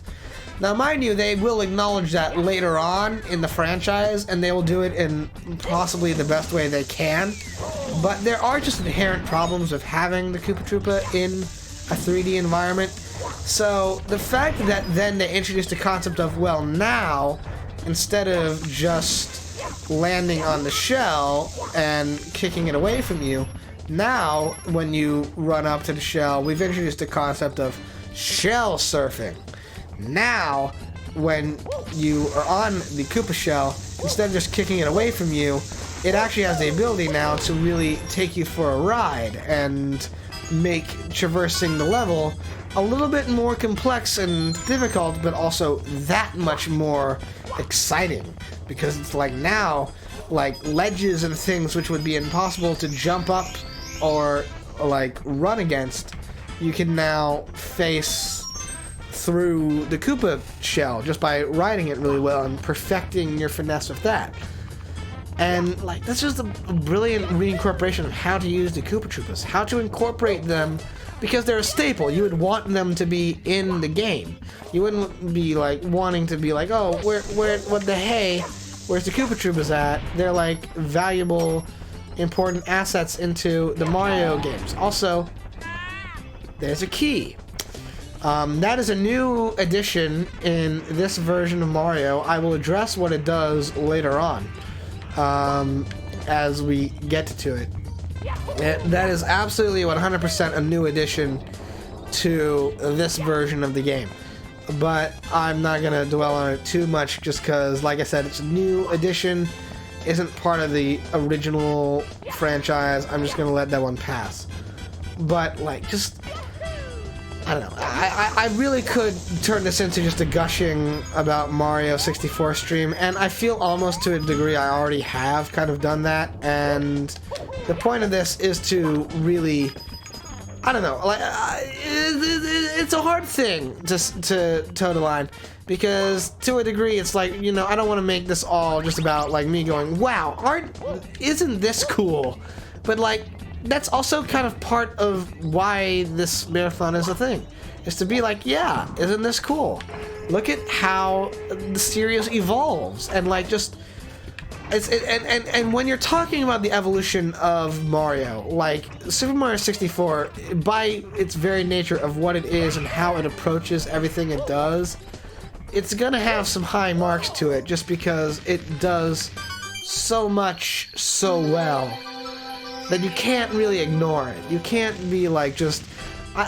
in my point of view, you can't dismiss the absolute amazing just invention and experimentation and accessibility at the same time that's on display with this game. If I would feel honestly like to ignore it or to downplay how much this game innovates while also like being just a well-rounded experience that is aged for the most part like super well, honestly. Like this game, okay, there's bits of it that have been like, yeah, that's not the best, but like it's still really fun to revisit. Like I think that is another thing too. There are so many games that are like groundbreaking for their time. I've said this before, just in general about other media things. But like, I find, honestly, with most media, whether it is music, film, television, literature, video games, anything is by its very nature a product of its time. It has to be a product of its time. And I would argue to some degree, a lot of people like myself who get a thrill out of, you know, embracing that which is, you know, retro or, you know, like of an older time and place. You know, those of us who really like get a kick out of embracing that kind of media, we know that part of the reason why I like, at least with me, I know that part of the reason why I get such a thrill out of like listening to older music or watching older movies or playing older video games is just like that, just the way games were made or movies were made or music was made at the time. It's an appreciation of the limitations of the medium combined with the ability people had to work within those limitations. You know, and that is present in, like, this game. But what I think is the best stuff, like, the thing you have to get with that is that, like, okay, you can appreciate that, like, the limitations of the time. But it does mean simultaneously that you'll run the risk when you revisit an old game, or when you revisit an old movie, or when you revisit anything of, like, a different time and place, that there's gonna be a part of you that's like, I just can't get into this now. Because there is media that ages poorly. That's why the phrase, "this aged poorly" exists. Because sometimes things are a product of their time, and they don't withstand the future. They don't withstand their old age. Because they just exist in this kind of space where it's like, well, this doesn't hold any meaning or value anymore because whatever innovative qualities it's had in the past have been so, like, yellowed and messed with by further advancements that it holds no more relevance out of just the historical context from which it came out. Mario 64 really doesn't have that issue. You can revisit this game, and even with all of the bits of it that have aged or have aged poorly or whatever, like, even with the acknowledgement that yes, this is a game from the 90s, it's still just a joy. It's a joy to go back to this game and revisit it and be like, gosh, this is still just as fun as it was in 1996. Because even if you already know everything you're doing, the thrill you get out of doing those tasks is so captivating. Like, it really is like a sort of captivating thing. Like, you just get swept up in, like, in the passion and the joy and the flavor and the scent and smell of just everything reaches a point where you're like, this really, really, like, hits a spot for me, which goes beyond just base level nostalgia. Because, you know, I can only be so nostalgic for this game. I didn't grow up with this game. You know, for one thing, it came out when I was, like, a couple months old. You know, this came out in June of 96. So I didn't play this when it first came out. I was 3 months old. I was a baby when this came out. But at the same time, like, revisiting it, like, I know that this is old. I know that this has been like that games have made such sweeping advancements since this first came out, and yet I just have a really warm spot in my heart for when I play it, and I think it has to do with oh shoot, not again. All right, we back? Are we back? Okay. Alright, just a couple dropped frames, not the worst. It happened, but we lived through it, and it's okay. Not the worst thing ever. Alright, that's good. I was worried that it was, like, completely down, and then I was gonna have to reset everything again. Alright, so anyway, that's what I was getting back to. Feel free to refresh if you need to, like, be updated on what is happening, but, well, what was I guess? To wrap up my point, in essence, my unscripted video essay on this, I really do have this feeling that, like, okay, yeah, the game is aged, whatever, but, like, simultaneously, it just does so many things so well that I find it hard to just be like, oh, whatever, nostalgia. I don't have nostalgia for this game. I think when I first played this, I was like, I think I played this for the first time, like, maybe, I don't know, like, maybe 10 years ago, which I guess you could argue was nostalgic, but it's not like I grew up with this game. I was a teenager when I first played this, and I would have played it on, like, Virtual Console on the Wii or something. And, like, even through all of that, oh, by the way, I'm gonna do this because there's a little indentation in the wall.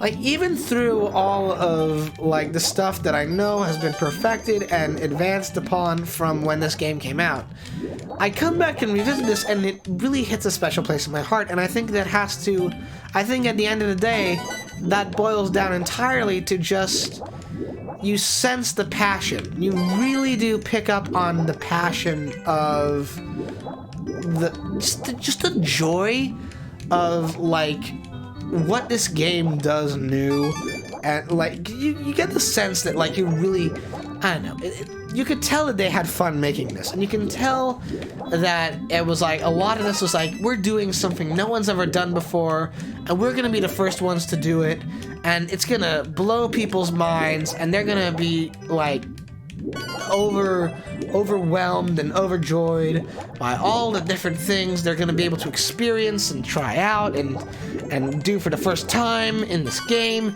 And it's just going to be a whole different kind of experience like no one's ever played before. And we're going to shoot for, like, literally, like, we're going to shoot for the stars and see how far we can go with this.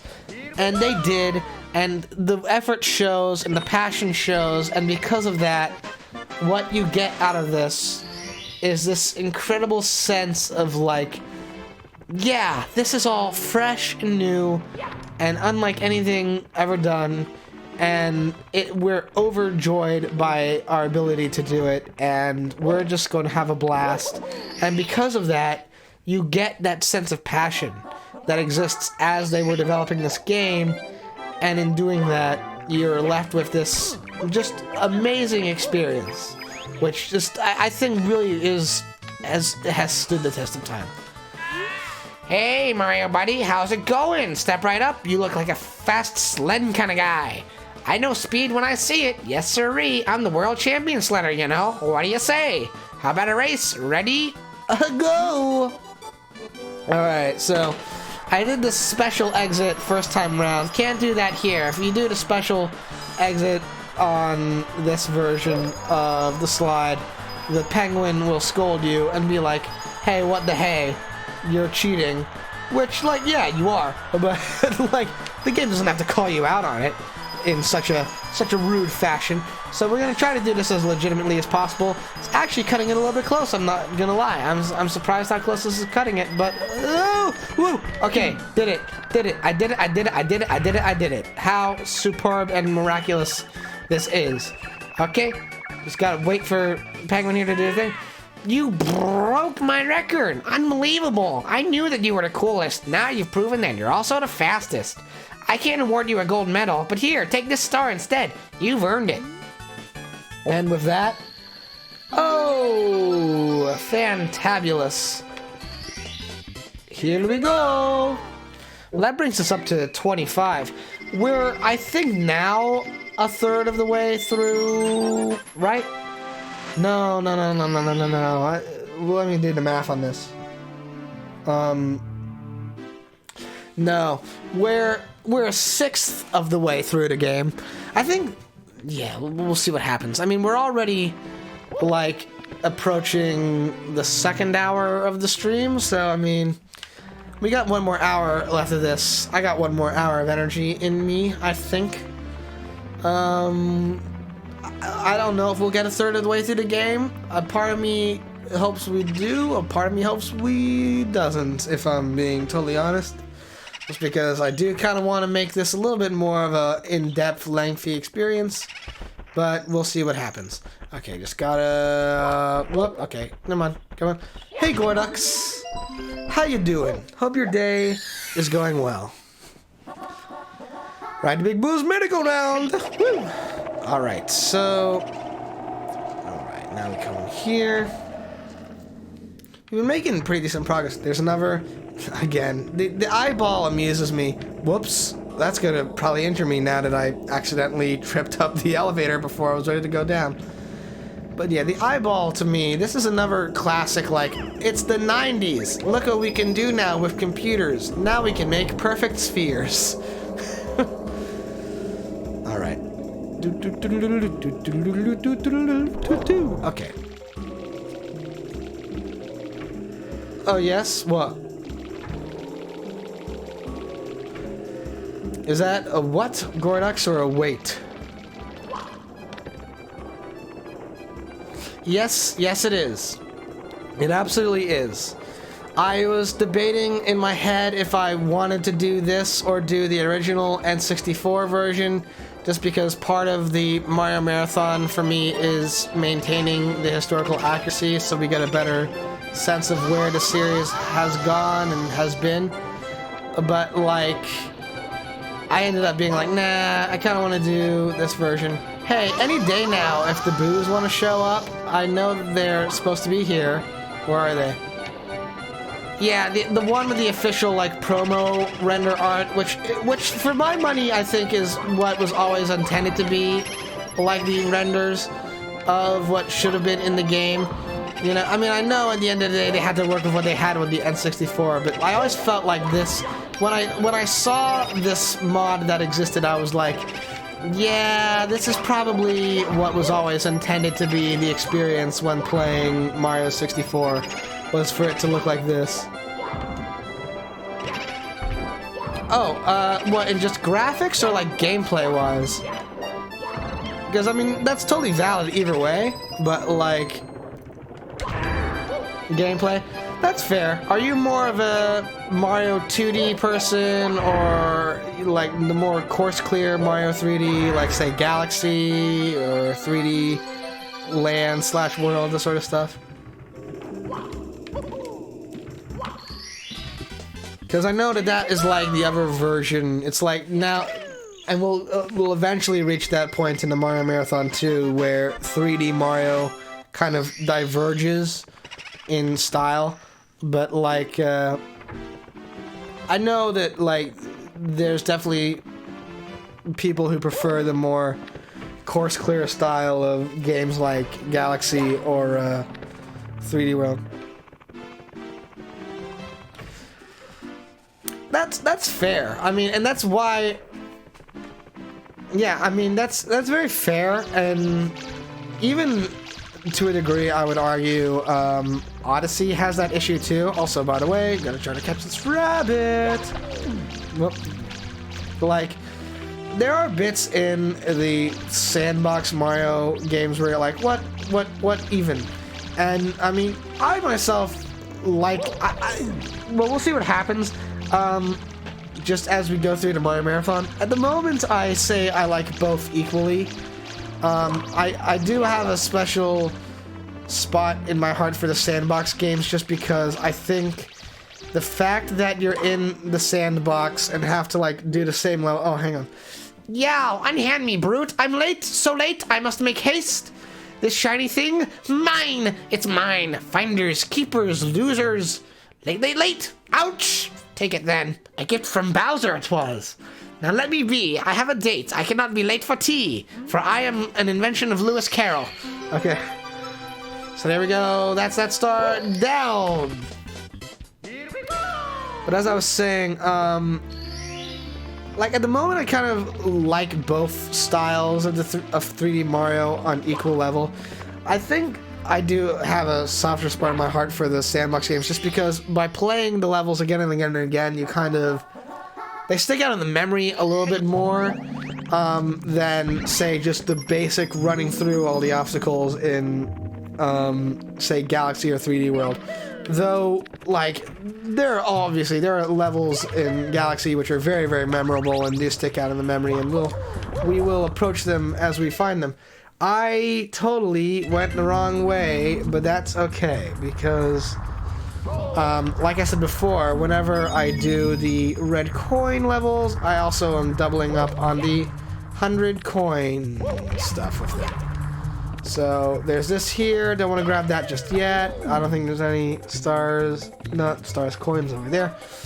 So just gonna try to nab all the coins I can. So, see, for example, Gordex, like you're saying, this is where I'm being 100% sympathetic with what you're talking about in chat. I'm doing the 100 coin star simultaneously against the red coin star. Doing a 100 coin star in a level like Hazy Maze Cave sucks. I'm not gonna sugarcoat it. It sucks. Because everything is so spread out and so convoluted, and you can easily get lost in like the level layout and where everything's meant to be and what you're supposed to be doing. It can just become really, really tedious, and I'm not gonna pretend like that isn't a thing that exists. Like, I'm gonna be trying to do the best I can with getting all 100 stars in this level, while I then go back over, like, even this, like, for example, like, getting the 100 stars here, like, okay, I'm gonna be able to, well, okay, whoop, there goes that. That's just my own incapability. But, with doing the 100 stars here, like, I'm in this room now with Nessie, and that's fine, but now, like, okay, I'll do this little ring here, okay, pleasant enough, but now I must try to traverse my way over to the entire other side of the map in Hazy Maze Cave, where you've got the, like, noxious gas maze and the elevator thing for the red coins. And it's really frustrating and really annoying to try to handle, because everything's so spread out and fragmented that it's like impossible to... It's just an endeavor, and not the most rewarding endeavor either. So that's where I do agree with the argument that you have, Gordex, where it's like, yeah, in Galaxy and Sunshine, there are moments where you're just like, okay, now what even is all this about? And in those moments, the game can become really unrewarding. Like this, for example, if I screw this up, I'm gonna be most irritated. Okay, good. Did not totally mess that up. All right, come on, grab onto the, no, grab on to the, do not fall into the hole. Do not fall into the hole. Okay. Okay. All right, and oh, there's a bat. Bat. Okay. All right. Now you. Okay, there we go. That's worth 3 coins. Oh, there goes one of them. Alright, not gonna bother with trying to nab that one. And if I go the other way, I'm gonna end up in a hole that I can't get out of. So, let's just come down here. And this is gonna be the elevator room, I believe. Yes, indeed it is. I know, it is wild. It does look like I'm playing the pictures in the instruction manual, and the fact that it looks like that, I mean, I'm not even kidding you. I will maintain, this looks to me like how the game was always intended to look. I think if they had known, and I don't know if the N64 was entirely capable of doing this. The potential exists that maybe the N64 wasn't entirely capable of doing all of this. Certainly, like, Rare proved to us, I should say, because that's how language works. Rare proved that, like, a lot of stuff was capable with, like, a lot of stuff was capable with the N64, and just the amount of stuff they could cram into stuff like Banjo-Kazooie or Donkey Kong 64 or Conker is, like, really impressive. But gosh, I do prefer how this version of the... I think this is the most definitive looking version of the game. I do agree. Here's my theory, Gary312X. Here is my personal theory as to why Galaxy 2 is not in 3D All-Stars. And this is nothing but baseless speculation on my part. I can't prove that this is the case. But here is my thinking. So, we have 3D All-Stars as a timed exclusive. It's gonna be available on the eShop channel and for physical purchase until the end of March, at which point it is going away completely. Now, on one hand, that people are rightfully annoyed with that because that is completely anti-consumer and it's a whole heck of a lot of BS, and people are rightfully annoyed with it. However, what we have been seeing with the Nintendo Switch so far in terms of how they've been handling legacy content, they have the NES online service and they have the SNES online service. But I think it's pretty clear by this point they are not... I don't think it's in the cards that they're going to be doing the N64 online, the GameCube online, or the Wii online. And the reason I don't believe they're going to do that is because we're already seeing third-party companies and developers putting out ROMs of N64 games just on the eShop. Oh solo mio, there they are. So my thinking process as to why they didn't include Galaxy 2 in the 3D All-Stars pack, as well as why it's a timed exclusive. And again, I could end up being wrong about this, but my working theory is that they have it as a timed exclusive because they are including those 3 ROMs in particular in that collection. And then after the time on that game is expired and they stop distributing it, they're going to slowly but surely put out the same exact ROMs on the eShop as individual purchases. And in doing that, they're going to put out the N64 Mario 64 thing on its own, and they're going to put out Sunshine on its own, and they're going to put out Galaxy on their own, and they're going to put out Galaxy 2 on its own. That is my thinking, because that would make the most sense. Because at least that would explain to me why they didn't include it in the package. Because I agree with you, there's no reason why they wouldn't have had the space to put Mario Galaxy 2 into that cart, into that package. Especially considering that what they replaced it with was the music gallery, which is not the worst thing in the world. I mean, I like the Mario 3D music, and, you know, like, that being said too,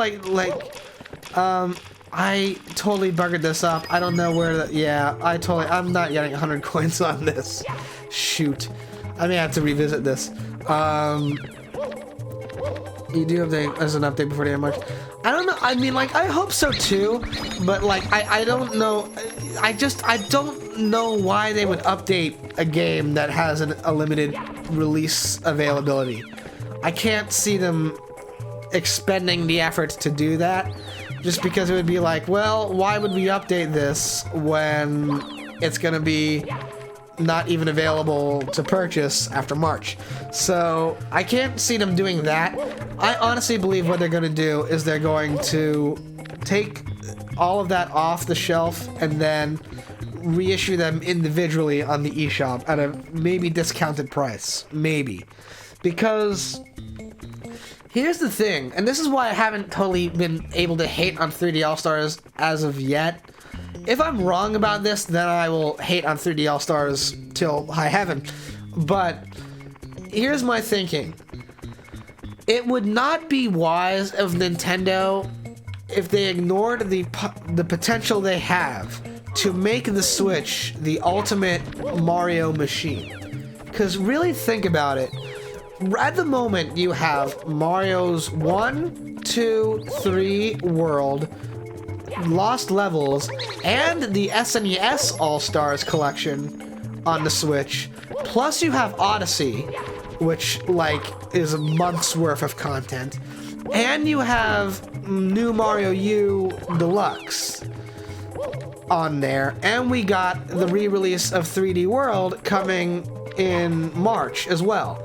So there is the potential that the Switch has to becoming the ultimate Mario machine, in so much that they have the ability. It is not out of the realm of possibility that over the course of time, literally every game in the Mario franchise, like outside of, say, maybe the mobile games, could eventually come out on the Switch. And really think on that, what that means for Nintendo. You could have the entirety of the Mario Home Console collection available on the go. Like, you could have that with you whenever. You could have it available on home console and on mobile, and it would run in the same way and do the same thing. That really could make the Switch one of the ultimate machines in terms of being able to play like one of the most popular, like, beloved game franchises of all time. To have it all there on the go on that one machine, that kind of convenience is like that is a money-making machine, as far as I'm concerned, and Nintendo has to know that. I mean, like, at this point, I think Nintendo has come to grips with the fact that if they aren't going to be the big hardware innovator anymore, at this point, what they lack in terms of Sony and Microsoft's ability to innovate in terms of hardware and in terms of, like, availability in all sorts of, like, stuff for developers and stuff like that. What the Switch lacks in hardware development, it makes up for in ease of access. And for the longest time, Nintendo has really kind of monopolized the mobile game market. They have competition now with the App Store, and, you know, I know stuff like the PSP and the PS Vita had its fans out there, but, like, what they always had to deal with Sega and what they still must put up with Sony and Microsoft in terms of not really leading in terms of the home console market, which Nintendo haven't in the longest time. They have not been really leading the charge in the home console market for a long time. They kind of sort of regained their, like, ever since the PlayStation has come out, honestly, Nintendo have been playing relatively second fiddle. You could argue they kind of regained their footing with the Wii, but even then, the Wii was catering to a different kind of market. It had bigger sales than the Xbox 360 and the PS3, but that was because they weren't really marketing toward the gaming consumer. They were making it a, you know, more generalized, you know, marketplace thing. Like, part of the reason why the Wii was so successful was because they were selling it to, like, people in nursing homes and selling it to, like, you know, your grandma owned a Nintendo Wii because, you know, your grandpa owned a Nintendo Wii because, like, that gave him the ability to go and play golf without having to leave the house. You know, that was kind of what the Wii had going for it. And so even though it had a huge sales base, it wasn't cornering the market as much as, like, or had the third-party support the same way the 360 and the PS3 did. Which is why then, when they tried to revitalize themselves with the Wii U, you know, much later down the line, I totally died, by the way. Like, with the Wii U, it, like, failed completely, and not only because people didn't know how to market it, but because it was just like they didn't have that player base. You remove the immediate accessibility for the non-gamer, and the Wii really didn't have that much going for it. So, like, at this point now, I honestly think the only reason why Galaxy 2 wouldn't be included in 3D All-Stars would be because Nintendo are now kind of resigning themselves to being the mobile game manufacturer to a degree. Like, now at this point, their big competition is going to be the iPad and the App Store. That's going to be their big competition because they've held on to they've had a cornerstone on the mobile game market for a long time, you know, and now that they have the Switch, which is both which is essentially, at its best, the Switch is a mobile console with the capabilities of a home console. So they have the power within their hands to make the Switch the ultimate machine for franchising. They can have pretty much, like, the ability to be like, here's every Mario game, here's every Zelda game, here's every Metroid game, you know? They could do that if they so wished, and it wouldn't be entirely out of the realm of possibility for them to do that. And I think that that would be what they do now. If they're not gonna do an online N64 service or online GameCube service, then they're just gonna start putting out ROMs on the eShop, and the Virtual Console will sort of live on in that sense.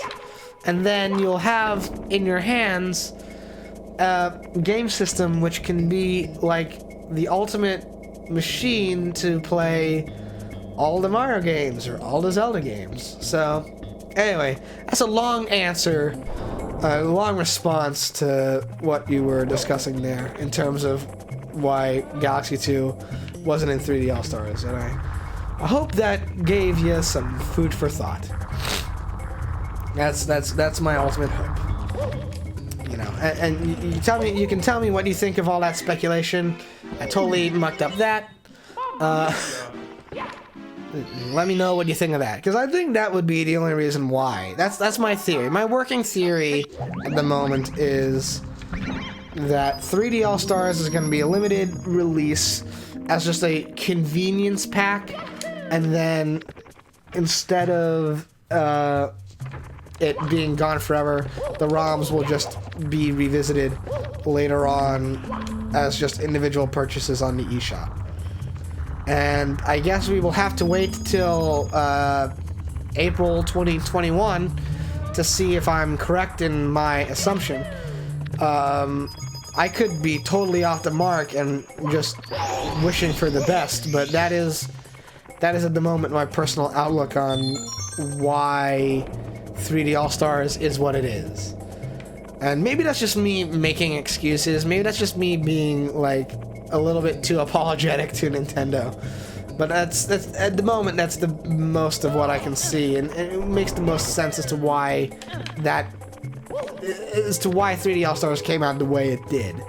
That's my working theory, and I have yet to be proven right or wrong. My hope is that I'm proven right, but we'll see what happens. Also, Hazy Base Cave is throwing a wrench in the works, much as I assumed it would. Getting 100 coins on this level is admittedly a little bit of a challenge, and a part of me is honestly thinking that it might behoove me to go into those doors over there. You see the ones. You know what's behind those doors. A part of me is considering that it would be worth my time to go over there, but I'm not gonna worry about it until it's an absolute necessity. Mind you, getting the Blue Switch Palace wasn't really a necessity either, but it was something that was nice to just get out of the way. And I guess to a degree, getting the Green Switch Palace would be a good thing to get out of the way. But at the moment, I'm not too worried about it. I'm more focused in right now on just trying to get as many coins as I can. Which I got relatively close. I think if I had remembered where all the blue coins were in the like poison cave, then I would have been in a much better spot in terms of coin collecting. But don't fall into the hole. Don't fall into the hole. Thank you. All right, don't need the heart thing. Just okay. No, don't be sliding. Don't be sliding. Don't be sliding on me. Okay. Okay. And whoop. No. You can make it. You can make it, Mario. No. Don't be doing that. No one wants to see that. Okay, good. All right, now you just bop. Right, did not get as many coins there as I would have wished. That's gonna definitely hurt me in the long run. Hopefully doing this, if I remember where all... I really do genuinely hope that I can make up for that as I get the other coins throughout the other parts of this level. But I'm also 100% aware that there are some levels in this game where they give you so little coin opportunities. Like, the max amount of coins is pretty much like what you will be getting for the 100 star. Like, Lethal Lava Land, I think, only has like 107 coins. So, like, that's an example of a level where it's going to be like, okay, doing the 100 coin star is going to be really a challenge.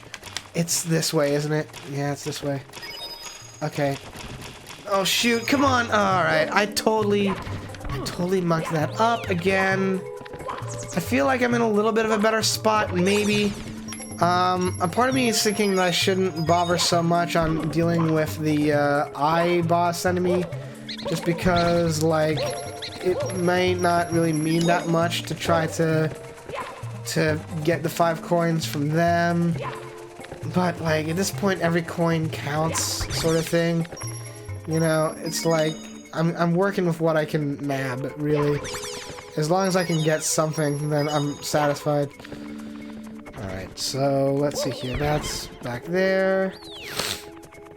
So now I just need to try to get out of this room and get back to the main section. I think this is... No, there's nothing over there. Alright. Where is the exit way back to... I think this is it. Yeah, this is it. This sends me back over into the elevator room. I mean, hopefully this... I don't know. I'm hoping that I can make up the lost coins, though I'm noticing that I'm opening this with less coins than I had before. I know I definitely had more coins first go around at this, so maybe this will work, maybe it won't, I don't know. I think maybe I should go back over to the other entryway just to try to nab the extra coins I can get over there, because I know that there are extra coins that I can get over there. Alright, and this... Whoop, okay. Alright, and... Whoop, whoop, whoop, whoop, whoop. Don't want to do that. Whoa, shoot, okay. I did exactly what I didn't want to do. That's my bad. I knew Hazy Maze Cave was inevitably going to be the one moment where it'd be like, and now the, like, crazy quick pace you've been taking this at is going to slow down to a little bit of a trickle. It's because this is an example of, as Gordex mentioned earlier, of one of those levels that's just so much more frustration than it's worth. That's the thing, is that for as much as I can gush about Mario 64, and I have gushed about this game earlier in the stream, it is not perfect. Really, no Mario game is perfect, I would say, but like, okay, there are noticeable issues with this game that even with the little updates that I found in this version of the game, there's always room for improvement, but that is, again, kind of a little bit part of the fun for doing this Mario Marathon, is looking at all the ways in which things, even at their best and most innovative, can be improved upon. Alright, so long jump here. There's a lot of coins over there, but I'm gonna first nab this friendly folk. Oh, shoot, okay. Alright, there we go. That should fully heal me. Great. Superb. Alright. Yeah, 63. This is still pretty much the amount of coins I had before, so... Hopefully, I can make up for that. Because, I mean, let's see here. 8 red coins is 16... Well, I may not be able to have enough. I may have to come back here, which is not going to be fun. I mean, that's going to be very, very frustrating if I had to come back here, because I do want to at least... As I've said, I kind of want to knock out the coin... All the coin stars, I kind of want to knock out in one blow. Just so that way then it doesn't become like later on in the stream when we get to those parts of the game, like not having to be like, and now here's the stream dedicated to just getting 100 coins in every level. Like now, this is the most opportune time to be like, now we go for all of the coins we can nab. I'm really hoping that I can... I might actually take a... Dependent on how well this goes, I might end up going on a little bit of a brief break just so I can get some water and take a quick little bathroom break. But we will see how this goes. Whoa, whoa, whoa, whoa, whoa. No, no, no, no, no. Come back, come back, come back, come back. No, don't go there. Don't go there. I'm gonna need you to move the other way, please. Okay, this, please. Thank you very much. Alright, alright, alright. So, maneuvering around this eye is a little bit difficult because you gotta wait for its hitbox to notice you. Hang on a second.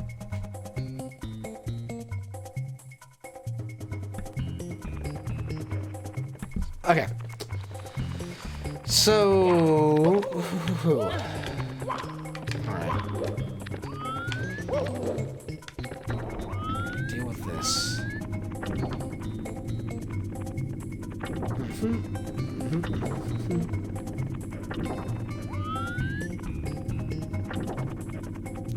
Alright. See, the thing is that at this point, I have to face off against these eyes, but they don't give me a lot of maneuver room.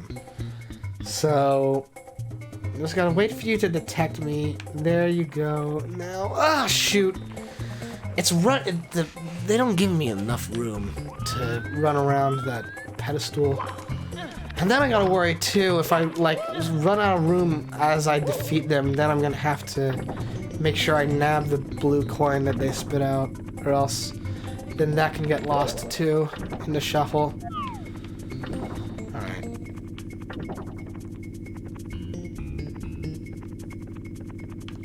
Okay, come on. No.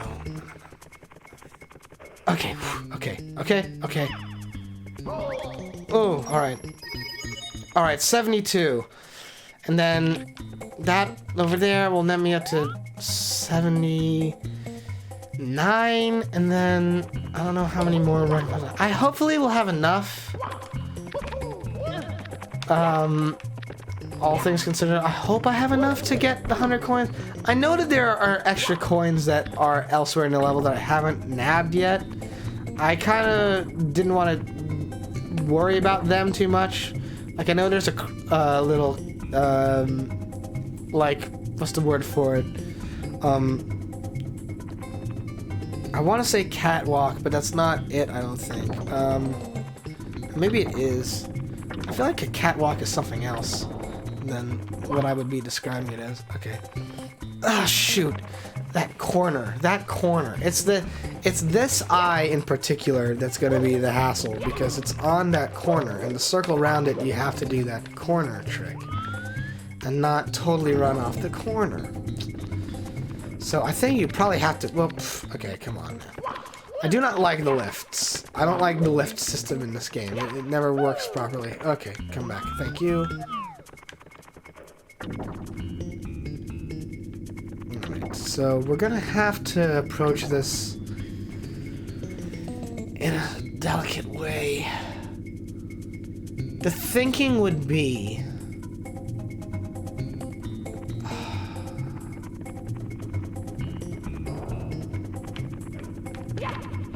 Alright, now come over here. Come over here. No, I'm gonna need you to go back there, please. Okay, now you detect me. Shoot. Strap yourselves in, folks. We're gonna be trying to solve this puzzle for a little bit of time. And I don't mean the red coin puzzle. The red coin puzzle is incredibly straightforward. I'm talking about just how to defeat this eye.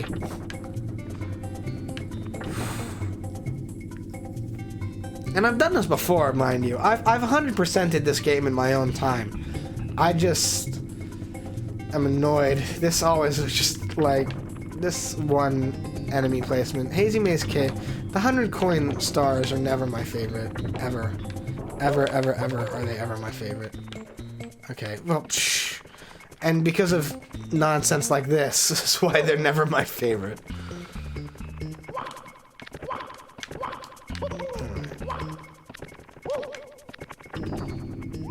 Come on, let's go. Yippee-yi-yo. Alright. I swear I will defeat you, 2020 Vision. You perfect sphere. Who do you think you are? Do you think you're a 90s Pixar animation? You think you're showing off the power of Apple computer rendering software? Well, you're not. You're just an eyeball. You're just a overblown optometrist's advertisement selling me contact lenses. I don't need contact lenses. I could probably wear them, but they seem like a pain to put in, which is why I don't bother with them. It's nothing against people who do. I have the utmost respect for people who do wear contact lenses, because gosh, that's gotta be a pain in the neck to meddle around with your eye like that. But all this to say, I really don't like you, and I want this to, not you, audience, I mean you, eyeball enemy. Just, okay, come on. Oh, shoot, okay. If I die here again, then I'm gonna go on break, just for a little bit. I'm not calling the stream yet. I'm giving us a, well, actually, you know what, I've been going now for like 2.5 hours. I might call it, just dependent on the success rate here. I'm gonna, at the very least, I'm gonna try to nab the other red coin that I can get here, just that way then I'm, like, have a little bit more health to, like, try to face off against this enemy. Like, and then also, like, maybe I can delude myself into thinking I have more of a shot with the 100 coin star. So, let's see what happens. Right. Whoop, okay. Alright. Alright, alright, alright.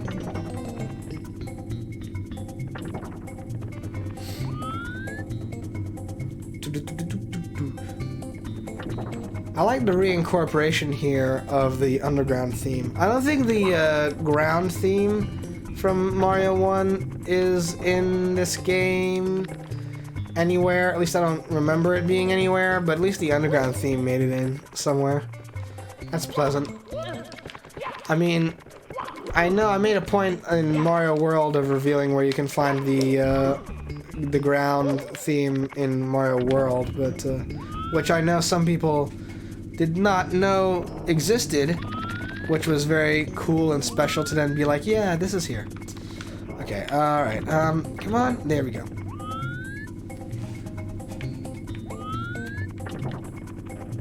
Alright. Ow, just please. Oh, gosh, gosh, gosh, gosh, gosh! Okay.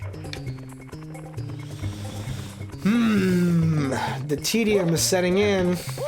I knew this would be a challenge. I knew Hazy Maze Cave was going to be the level.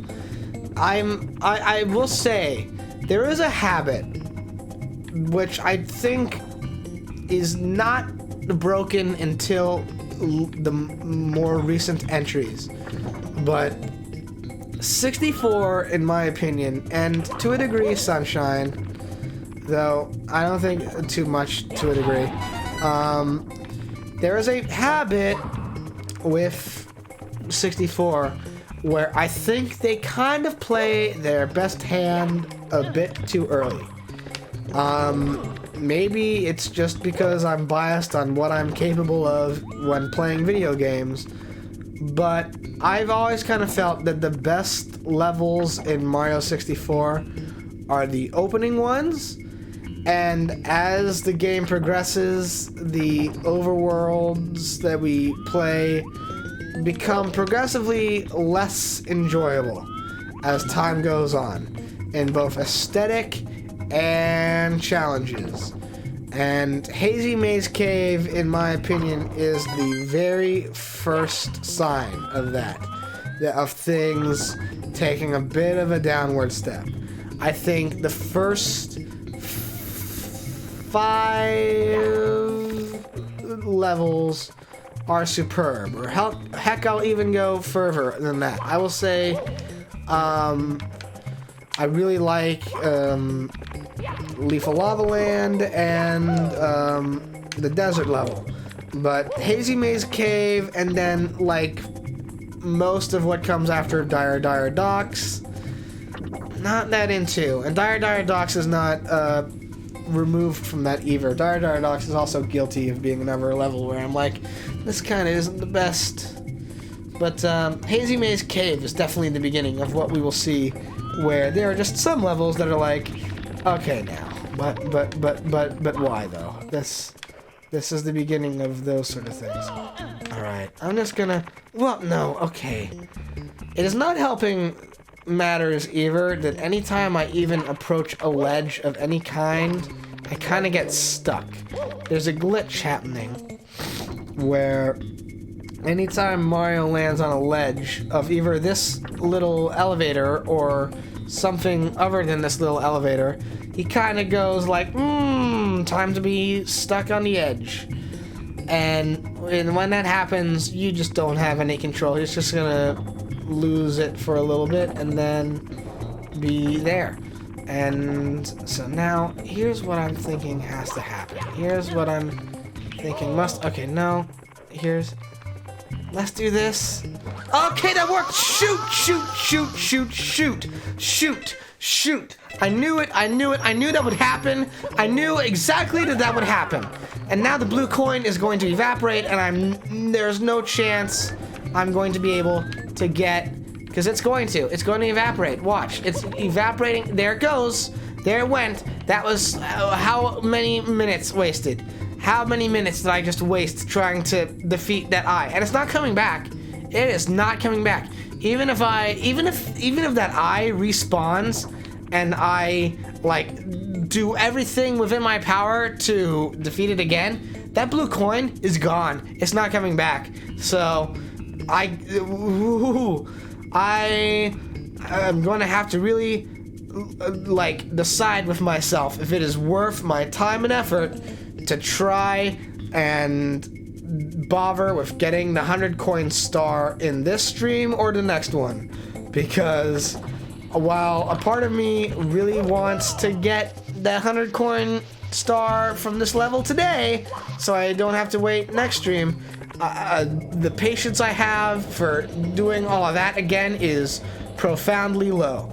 And I don't know if it would be really, really boring for me to like then go back to this. I think what I would have to inevitably do, if I'm being honest, is just put off the 100 coin star for later and just like have it be something that I do in like the late game part of the stream series, where then once we start just getting to the point where we're trying to collect all the other extra stars we can, like once we do that, then maybe I can bother with with dealing with like trying to get the 100 coins in this level later. But for now, I think it is probably just gonna be getting the red coin star for now, because I am not even gonna bother with doing that like extra room that I haven't even tackled yet. Let's just nab this star here. Here we go. Alright, I think I got maybe one more extra star in me today, and then I will probably call it for today. Though this has been a definitely incredibly fun stream. I have been enjoying this so much. This game definitely holds a special place in my heart. And with all that said, Lethal Lava Land. Bully the bullies. Let's go. So, Lethal Lava Land, I mean, I will say this. Getting the 100 coin star and this level will suck even more than Hazy Maze Cave. Because it is literally... You need to get every single coin in this level to get the 100 coin star. Like, it's not... I mean, not like literally every single coin, but... pretty much all of them. I mean, it's like, I think there's only 117 coins in it's either this one or the desert stage. I'm trying to remember which one it is, but like maybe not Lethal Lava Land, but whoops, I made an error. That's on me. But anyway, alright, we're just gonna blow through that. Not gonna bother with those small fries. Get over here. Whoop, okay. Well, while we wait for that lift to show up, let's deal with Big Bull here. And this is a good practice run for what we got facing us later. Oh, here's the lift. Alright, bye-bye, Big Bully. I'm afraid I should now take on your cousins. Alright, so this is just a matter of doing this. It's pretty much a repeat of the first coin in this level, except now you're just dealing with more of them. You gotta thread the needle. It's a bit like It's a bit like Big Boo's Haunt in so much that it's like, just gotta deal with a lot of small enemies before you deal on the big one. Now, mind you, I've never been superb at facing off against the bullies, as is relatively evidenced here, I think. They are pretty much like you defeat them by jumping and being good at the punching mechanic, which I am decidedly not good at. It'll be easier when the big friend comes around to play. This bit is the more frustrating for me. I've seen people like do rankings of like what's the most star difficult thing, and they place like all the bully levels at the bottom. They're like not even hard, and they're doing speedrun strats when they do that, and I'm like, okay, well, but I myself am not a speedrunner, so like for me, just average game player, the bully stuff is actually a little bit difficult. I wouldn't say it's the hardest thing, but it's not like the easiest either. Oh well, got the star. Here we go! Maybe I'll actually give this another. You know what? You know what? You know what? I think I got.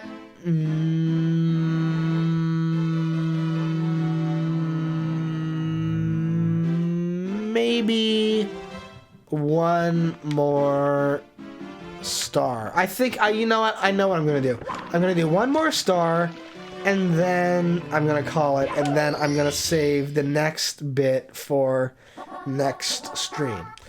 Anyway, Shifting Sandland and Shining. I have a love-hate relationship with this level. I prefer the second half of it more so than the first half. Drop frames. Drop frames. Am I totally offline? Am I totally offline? I'm totally offline. I think Streamlabs is what causes the outages. It's either Streamlabs or Twitch. But, either way, those haven't been a very frequent thing. It's better than earlier in this year where those were happening like every single bloody stream I did. Like, that was obnoxious as all heck. Also, hi, Pokey. Looks like you're poking your head out of the little platform there. But, what was I gonna say? I'm like trying to think of, well, I'm trying to get this to do what it's supposed to do. There we go. Alright, so this is just a matter of getting to top of the pyramid, which I might have to actually do the old-fashioned way, believe it or not. Oh, shoot! Shoot, shoot, shoot, shoot, shoot. Well, alright, I got thrown for a loop there. Okay, so yeah, sorry about the stream outages. I hope you all are still here and didn't like all drop off when that happened. I always lose a couple of people whenever those stream outages happen, and I hate that that is a frequent thing that does happen. I haven't come up with a great solution for it other than just sometimes I have to just like reset Streamlabs and just go offline and then back online again. So I'm hoping some of you all stuck around a little bit. We'll see what happens, but I think I'm on top of it. I think I'm on top of my game. I don't know. We'll see. I think the view count is now at 0, which is really unfortunate. But like we're in pretty much we're in like the end game of the stream, so hopefully, I don't know. My hope is that the VOD isn't all segmented. I mean, it's going to be anyway, because even once I get the VOD uploaded and stuff, there's going to be these like stretches of like that dreadful like blue screen icon where Twitch has got that like one face of like the person going with their head. I'm not a fan of that error screen, but okay, I got this though. Alright.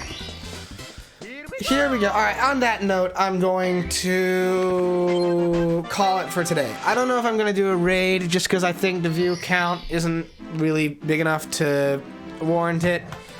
Like how many? We only got one. Yeah, I'm just going to leave it here. But this was fun. I definitely am glad that we got through we got pretty far in this. We're almost like a fifth, not a fifth, but like we got some pretty decent mileage out of this on the first stream. I'm hoping that this is something we do that lasts us a little bit longer than just 1 month. But all that to say, this is and has been a lot of fun. I'm glad you all could be here. And next Monday, I currently don't know what I'm going to stream. I'm going to be streaming on Monday at 3:30 p.m. Eastern. I know that much at least. Haven't got a clue yet as to what I'm going to actually play. Before this, I was playing through the Portal franchise, but then I played through all of the games, and I beat the last of them last week, so I don't know what I'm going to do on Monday. I'm going to hopefully have an answer for it by Sunday, but we'll see what happens. And then, yeah, on next Saturday, then we'll just continue on with more Super Mario 64. Beyond that, though, thank you all so much for being here. I will see you all next time. Bye-bye. Bye-bye.